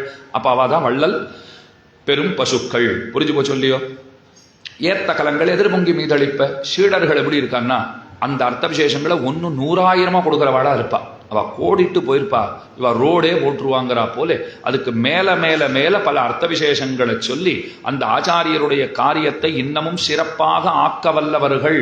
அந்த செய்தியத்தான் ஆண்டாளி விடத்திலே ஏத்தகலங்கள் எதிர்பொங்கி மீதளிப்ப மாற்றாதே பால் சொரியும் வள்ளல் பெரும் பசுக்கள் ஆற்றப்படைத்தான். அப்படிப்பட்ட வள்ளல் பெரும் பசுக்கள் நிரம்ப பெற்றிருக்கிறவரான ஆச்சாரியன் யாரு அப்படின்னா எம்பெருமானாருக்கு தான் அந்த பெருமை. ஏன்னா அவருக்கு முன்னே இருந்த ஆச்சாரியர்களை பார்த்தோம்னா விரல் விட்டு எண்ணலாம், அவ்வளவுதான் சீடர்கள். ஆனா ராமானுஜர்னு வந்துட்டா ஏகாந்திபிகி துவாதசபி சஹஸ்ரைகி 12,000 ஸ்ரீ வைஷ்ணவர்கள் எப்போதும் கூட கூடவே இருந்தார்கள். 700 சந்நியாசிகள், கணக்கில்லாத கோதா கோஷ்டியினர், பெண்கள். பெண்களுக்கு அழகா பேர் வச்சிருக்கா ஸ்ரீ வைஷ்ணவ சம்பிரதாயத்திலே. ஆண்டாள் கோஷ்டின்வா, கோதா கோஷ்டின்வா. நம்ம திரளுக்கு ஏதாவது பேர் உண்டான்னா அதுகள் வந்தா என்ன வரலன்னா என்னன்னுட்டா. ஆண்கள் திரளுக்கு ஒரு பேரும் கிடையாது. என் சுவாமி புருஷோத்தமன் கோஷ்டி, ஸ்ரீராமன் கோஷ்டி, இல்ல ஸ்ரீராமன் கோஷ்டின்னு சொல்றதுக்கு மனசுல ஸ்ரீ கிருஷ்ணன் கோஷ்டினாவது சொல்லி வைங்கோ, ஏதோ ஒண்ணு அப்படியாவது இருக்கட்டும். என்ன அந்த மாதிரி ஒரு பேரும் தரப்படவில்லை. அதே கோஷ்டின்னு உருவா, அதுன்னு ஒரு பேரும் இல்லைன்னு சொல்ல முடியாது. கோஷ்டின்னு சொன்னாலே ஸ்ரீ வைஷ்ணவர்கள் கூடியிருக்கிற கோஷ்டி. அதே கோதா கோஷ்டி, ஆண்டாள் கோஷ்டின்னு விசேஷமா பேர் கொடுத்திருக்காளோ இல்லையோ, அத்தனை ஏத்தம் பெண்களுக்கு தரப்பட்டிருக்கிறது. எனவே ராமானுஷரோட பல பெண்மணிகள் அவர்களும் தங்களுடைய மேலான கைங்கரியத்தை சம்பிரதாயத்திற்காக ஆற்றி இருக்கிறார்கள். குரத்த ஆண்டாள், பொன்னாச்சியார், அதே போல கொங்கிலாச்சானுடைய தேவிகள், கொங்கிற்பிராட்டி, இப்படி பல பேர்கள் உண்டு. அவளெல்லாம் கைங்கரியம் பண்ணியிருக்கா. ஏகாந்திபிகி துவாதசபி சஹஸ்ரைஹி பீட்டைஹி சதுசப்ததிபி சமேதா 74 சிம்மாசனாதிபதிகள் கூட இருக்கிறார்கள். 700 சன்னியாசிகள். என்ன ஸ்ரீரங்காஸ்தே யதி சார்வபௌமஹ, எம்பெருமானாராகிற யதி சார்வபௌமர் ஸ்ரீரங்கத்திலே இங்கனம் விளங்குகிறார். அப்ப ஆற்ற படைத்தவர் அவர்தான். எல்லா செல்வமும் அவர்கிட்ட தான் உண்டு. என்ன செல்வம் உண்டு? தென்னரங்கர் செல்வம் முத்தும் திருத்தி வைத்தான் வாழியேன்னு கொண்டாடுறோம். திருவரங்கநாதனுடைய சமஸ்த செல்வங்களும் ராமானுஜருடைய அதீனம். அவர் தான் மொத்தத்தையும் திருத்தி வைத்தார். அதே திருமலைன்னு எடுத்துக்கொண்டா அப்பனுக்கு சங்காழி அளித்தருளும் பெருமாள், அதுதான் ஏத்தான். காஞ்சிபுரத்திலே தேவபெருமாளுக்கு தீர்த்த கைங்கரியம். திருநாராயணபுரம் அந்த நகரத்தையே நிர்மாணித்து திருநாரணனையும் செல்வப்பிள்ளையையும் அங்கே பிரதிஷ்டை செய்தருடைய பெருமை. ஸ்ரீரங்கமங்கலநிதிம் கருணாநிவாசம், ஸ்ரீ வெங்கடாத்ரி சிகராலய காளமேகம், ஸ்ரீ ஹஸ்திசைல சிகரோஜ்வல பாரிஜாத்தம், ஸ்ரீசம் நமாமி சிரசா யதுசைல தீபம். இது ஸ்ரீ வைஷ்ணவ உலகம் நிச்சலும் அனுசந்தானம் பண்றது. சந்தியாவந்தனம் முடிச்சுட்டோம்னா 4 திக்கிலும் சுத்தி சுத்தி அந்தந்த திவ்ய தேசங்களை நினைத்துக் கொள்ள வேண்டும். ஒரு திவ்ய தேசத்துக்கு ஒரு சிறப்பு. ஸ்ரீரங்கமங்கலநிதிம் கருணாநிவாசம். ஸ்ரீரங்கம், ஸ்ரீரங்கம்னா என்னன்னா எவ்விடத்திலே பகவானுக்கு பரமானந்தம் பேரானந்தம் விளைகின்றதோ அவ்விடம் ரங்கம். அதுக்கு தான் ஸ்ரீரங்கம் அப்படின்னு பேரு. இப்ப திருமலை வெங்கடாத்ரின்னு கொண்டாடப்படுகிறது. வேங்கடம்னா ரொம்ப அழகான அர்த்தம். நம்முடைய பாபங்களை எல்லாம் எது போக்கி கொடுக்குமோ அதுவே வேங்கடம். சமன்கொள் வீடு தரும் தடங்குன்னம். மோக்ஷைஸ்வரியம் வரைக்கும் பெறுவதற்கு நாம் பகவானத்துல போகணுங்கிற அவசியமே இல்லை. அந்த மலையே கொடுத்துடும்னார் ஆழ்வார். மலைக்கே அத்தனை சிறப்பு இருக்கிறது. மலையே திருவுடம்பு, சாட்சாத்து ஆதிசேஷனே திருமலையாக இருக்கிறான். அதனால தான் ஆச்சாரியர்கள் முக்கியமா ஆழ்வார்கள்லாம் படியேறி போய் பகவானை சேவிக்கவே இல்லை. கீழே இருந்தே தான் பாடிட்டு வந்தா. இந்த மலையே பெருமான் மிதிப்பது தகாது. ராமானுஜர் போமாட்டேன்னார். திருமலை அனந்தாழ்வான் வந்துட்டார். அப்ப நாங்களும் வந்துடுறோம்னுட்டார். ராமானுஜர் சொன்னார், ஆழ்வார்கள்லாம் மிதிச்சு படியேறி போய் சேவிச்சதா தெரியல, அதனால எனக்கும் மனசு இல்லை. உடனே அவர் என்ன பண்ணாருன்னா, சுவாமி உமக்கு ஒரு சட்டம் எங்களுக்கு ஒரு சட்டமா, எங்களெல்லாம் கைங்கரியம் பண்ணுன்னு கொண்டு போய் மேலே வச்சு விட்டு நீர் வரமாட்டேன்னு சொன்னா அப்ப நாங்கள்லாம் கீழே வந்துடுறோம், அர்ச்சக சுவாமிகள் நம்மளாம் இறங்கிடலாமான்னார். ராமானுஜர் பார்த்தார், ஐயோ இப்படி ஒரு விபரீதம் இருக்கா, அப்படின்னா நாமும் வருகிறோம் அப்படின்ட்டு முழந்தாளிட்டு கொண்டு தன்னை சிரமப்படுத்தி கொண்டு கீழே இருந்து மேலே போய் திருமலை அப்பனை அவர் மங்களாசாசனம் பண்ணினார்னு சரித்திரம். அந்த வெங்கடாத்ரி, அதுக்கு மேலே காஞ்சிபுரம், திருநாராயணபுரம். ஒரு ஊர்ல சில ஊர்களில் மூலவர் முக்கியமா இருப்பார், சில ஊர்களில் உற்சவர் முக்கியமா இருப்பார். அதை பத்தி சொல்ற மாதிரி இருக்கும். ஸ்ரீரங்கம்னா யாரு முக்கியம்னு கேட்டா 2 பேருமே முக்கியம். மூலவரும் முக்கியம், உற்சவரும் முக்கியம். அதான் உற்சவர் தான் சேவிச்சாச்சே, மூலவர் இல்லைன்னா என்னன்னு எடுத்துட முடியாது, முடிவெடுக்க கூடாது. எங்க ஸ்ரீரங்கத்தில் இந்த வடதேசத்து அன்பர்கள்லாம் நம்ம ஊருக்கு நிறைய வர யாத்திரையா வருவா. அவர்களுக்கெல்லாம் இந்த உற்சவர் கான்செப்டே பெருசா தெரியாது. ஏன்னா நீங்க வடக்கெல்லாம் போனா நிஜ மந்திர் கர்ப்பகிரகம்னு இருக்கும், உள்ளுக்குள்ள மூலவர் தான் இருப்பார். அது துவாரகாதீசனா இருக்கட்டும், பத்ரிநாத் பத்ரிகாசிரமமா இருக்கட்டும், சாலக்கிராமம், எங்க போனாலும் நிஜ மந்திர் கர்ப்பகிரகத்துல ஒரு அச்சல மூர்த்தி, அசையாதவரா இருக்கிற தெய்வம், அவரை தான் அவளுக்கெல்லாம் தெரியும். இந்த உற்சவர் கான்செப்டே தெரியாது. நம்ம புறப்பாடு சவாரி இருக்கு இன்னைக்கு பெருமாளுக்குனால அவ வேடிக்கையா பாப்பா, அவ்வளோ பெரிய மூர்த்தியை எடுத்துட்டு தூக்கிண்டு நீங்க சவாரி வேற புறப்பாடு வேற போறீங்களான்வா. இல்லை அதுக்குன்னே வச்சிருக்கோம்னா உற்சவருங்கிறவர் அதுக்காகவே இருக்கார். இந்த சவாரி போறதுக்காகவே புறப்பாடு கண்டருள்வதற்காகவே இருக்கிறவர். இன்னும் சில விதேசங்களை நீங்க பார்த்தீர்களானால் அது சீர்காழி ஆகட்டும், தில்லை திருச்சித்திரக்கூடத்துல தேவாதி தேவன் கம்பீரமா உற்சவர் இவ்வளவு பெரியவர் இருப்பார், மூலவராட்டமே இருப்பார். அவர் எங்க நாம சுமந்து கொண்டு எழுந்துள்ள பண்ணி கொண்டு புறப்பாடுலாம் நிறைய பண்றது கஷ்டம். அப்பப்போ பண்ணுவா, ஆனா சுலபமா பண்ண முடியாதுங்கிறதுக்காக ஒரு உபாயம் என்ன பண்ணி வச்சா, இன்னொரு பெருமாளை ஏழை பண்ணியிருப்பா. சித்திரக்கூடத்துள்ளான் அப்படின்னு அவருக்கு பேர். ரொம்ப அழகா இருப்பார் அவர், சிறியவரா இருப்பார். அவரை நன்னா புறப்பாடு தோளுக்கினியான்ல அவரை எழுந்துருளை பண்ணி கொண்டு சுற்றி வருகைன்னா அது சுலபமா போயிடும். இப்படின்னா வழக்கெல்லாம் வச்சுட்டு இருக்கோம் இல்லையோ. இப்போ ஸ்ரீரங்கத்துக்கு போனா பெரியவரையும் சேவிக்கணும், பெரிய பெருமாளையும் சேவிக்கணும், நம் பெருமாளையும் சேவிக்கணும். ஏன்னா 2 பேருக்குமே அங்கே பிராதானியம், முக்கியத்துவம். அடுத்து நான் சொல்ல போறது உங்களுக்கே தெரியும். திருமலையில யாருக்கு முக்கியத்துவம்? மூலவருக்கு தான் முக்கியத்துவம். உற்சவர் பெரும்பாலும் யார் கண்லையும் படவே மாட்டார். அவர் காத்தால் ஆச்சுன்னா கிளம்பி போனார்னா, வசூலுக்கு கிளம்பிட்டார்னா ராத்திரி தான் வரார். அவர் ஊஞ்செல்லாம் முடிச்சுட்டு மெதுவாக வருவார். ஆர்ஜித பிரம்மோற்சவம், வசந்தோற்சவம், லகு பிரம்மோற்சவம், கல்யாண உற்சவம் எல்லாத்தையும் கொண்டாடிட்டு அவர் சாயங்காலம் வந்துருவார். பாவம் ஓடி ஓடி சம்பாதிக்கணும். அவர் நின்றுட்டே சம்பாதிச்சுருப்பார், இவர் ஓடி ஓடி சம்பாதிச்சுருப்பார். சேவிக்கலாம் கூட நமக்கு பெரிய வருத்தமா தெரியாது. சேவிச்சா சந்தோஷம். வழியில் சாயங்காலம் எப்போது புறப்பாடு திடீர்னு முளத்தாளத்தோட வந்துருவார். அப்போ வாசல்ல கையை கூப்பிக்கலாம். இல்லைன்னாலும் அங்கே தீபாராதனை, லட்ச தீபாராதனை இதெல்லாம் நடக்கிறது இல்லையோ, அந்த இடத்துல போய் சேவிச்சுட்டோம்னா சஹஸ்ர தீபாலங்கார சேவை, அங்க போனா சேவிச்சுக்கலாம்னா அப்ப தரிசனம் கொடுத்துருவார். ஆனா சேவிச்ச ஆணும்னு நம்ம நினைக்கிற பெருமாளா அவர் இருக்க மாட்டார். இதுதான் விஷயம். நம்ம அந்த மூலவரை பார்த்துடணும். அது ஒரு கணமானாலும் கோவிந்தா கோவிந்தா ஏடு கொண்டலவாடான்னு சொல்லி கத்துட்டு அந்த கோவிந்தாவை பார்த்துட்டு வந்தாத்தான்னு போறது அவருக்கு தானே. அவ திருமலைனா மூலவ மூர்த்திக்கு தான் பிராதானியம். அடுத்து காஞ்சிபுரத்துக்கு வாங்கோ, உற்சவருக்கு தான் பிராதானியம். தேவப்பெருமாள்னு சொன்னா உற்சவர் தான் அப்படி நிழல், நம்ம நிழலாடுவார், கண்ணு முன்னா வந்துட்டு போவாரே தவிர மூலவர் முக்கியம்தான். உற்சவர் கூட இருக்கும்போது தான் மூலவர் முக்கியம். எங்க ஊர்ல ஒரு வழக்கம் உண்டு, பெருமாள் கீழே இறங்கிட்டாருன்னா மலைக்கு போய் சேவிக்க மாட்டான், மலைக்கே போக மாட்டான். ஏதோ அர்ச்சகர்கள் போய் அப்பப்போ திருவாராதனை பண்ணி பெருமாளுக்கு ஏதோ அமுது செய்ய பண்ணிட்டு வந்துருவாளே தவிர, இதோ இப்போ தேவ பெருமாள் ராப்பத்து உற்சவம் நடந்துட்டு இருக்கு, கீழே தான் இருக்கார், கண்ணாடி அறையில தான் இருப்பார். அப்படின்னா மலைக்கே போக மாட்டான், அவசியமே இல்லைன்னு. அதான் இங்க வந்துட்டாரு பெருமாள். இப்ப காஞ்சிபுரம்னா உற்சவர் தான் முக்கியம், திருமலைனா மூலவர் முக்கியம், காஞ்சிபுரம்னா உற்சவர் முக்கியம், ஸ்ரீரங்கத்துல 2 பேரும் முக்கியம், திருநாராயணபுரத்திலும் 2 பேரும் முக்கியம். திருநாராயண பெருமாள் முக்கியம், செல்வப்பிள்ளை முக்கியம். ஆக இந்த 4 திவ்ய தேசங்களையும் தம்முடைய சொத்தாக எவர் கொண்டிருக்கிறாரோ அவரே ஆத்தப்படைத்தவரான எம்பெருமானார் அப்படின்னு பொருள் சொல்ல வேண்டும். எங்கனம் அவர் சொல்லப்படுகிறாருங்கிறத நாளைக்கு இந்த கோஷ்டியிலே விண்ணப்பம் பண்ணுகிறேன். அவசியமாக அனைவரும் நாளை சாயங்காலம் வந்திருந்து இந்த உபன்யாச கோஷ்டியை நடத்தித்தர பிரார்த்தித்துக் கொண்டு இன்றைய பாசுரத்தை அனைவரும் சேர்ந்து அனுசந்திக்க வேண்டுமாய் கேட்டுக்கொண்டு அமைகிறேன். அடியேன் உபன்யாசத்துக்கு அப்புறம் வழக்கம் போல கலை நிகழ்ச்சிகள் இருக்கு, கேட்டின்புற வேணுமாய் கேட்டுக்கொண்டு அமைகிறேன். அங்கண்மாஞாலத்தரசர் அபிமானபங்கமாய் வந்தனின் பள்ளிக்கட்டிற்கீழே சங்கமிருப்பாறு போல் வந்ததரை பெய்தோம் கிங்கிணிவாய் செய்த தாமரை பூ போலே செங்கண் சிறு சிறுதயம் மேல் ஒழியாவோ திங்களும் ஆதித்யன் விழுந்தார் போல் அங்கன் 2 கொண்டு எங்கள் மேல் நோக்குதியேல் எங்கள் மேல் சாபம் இழிந்தேலோ ரெம்பாவாய் ஸ்ரீமத்திய விஷ்ணு சித்தாரியவனோனந்தன ஹேத்தவே நந்தநந்தன சுந்தரியை கோதாயே நித்தியமங்கலம் ஸ்ரீமதே ரம்யஜாமா திருமுனீந்திராய மகாத்மனே ஸ்ரீரங்கவாசினே பூயாத் நித்யஸ்ரீ நித்யமங்கலம்.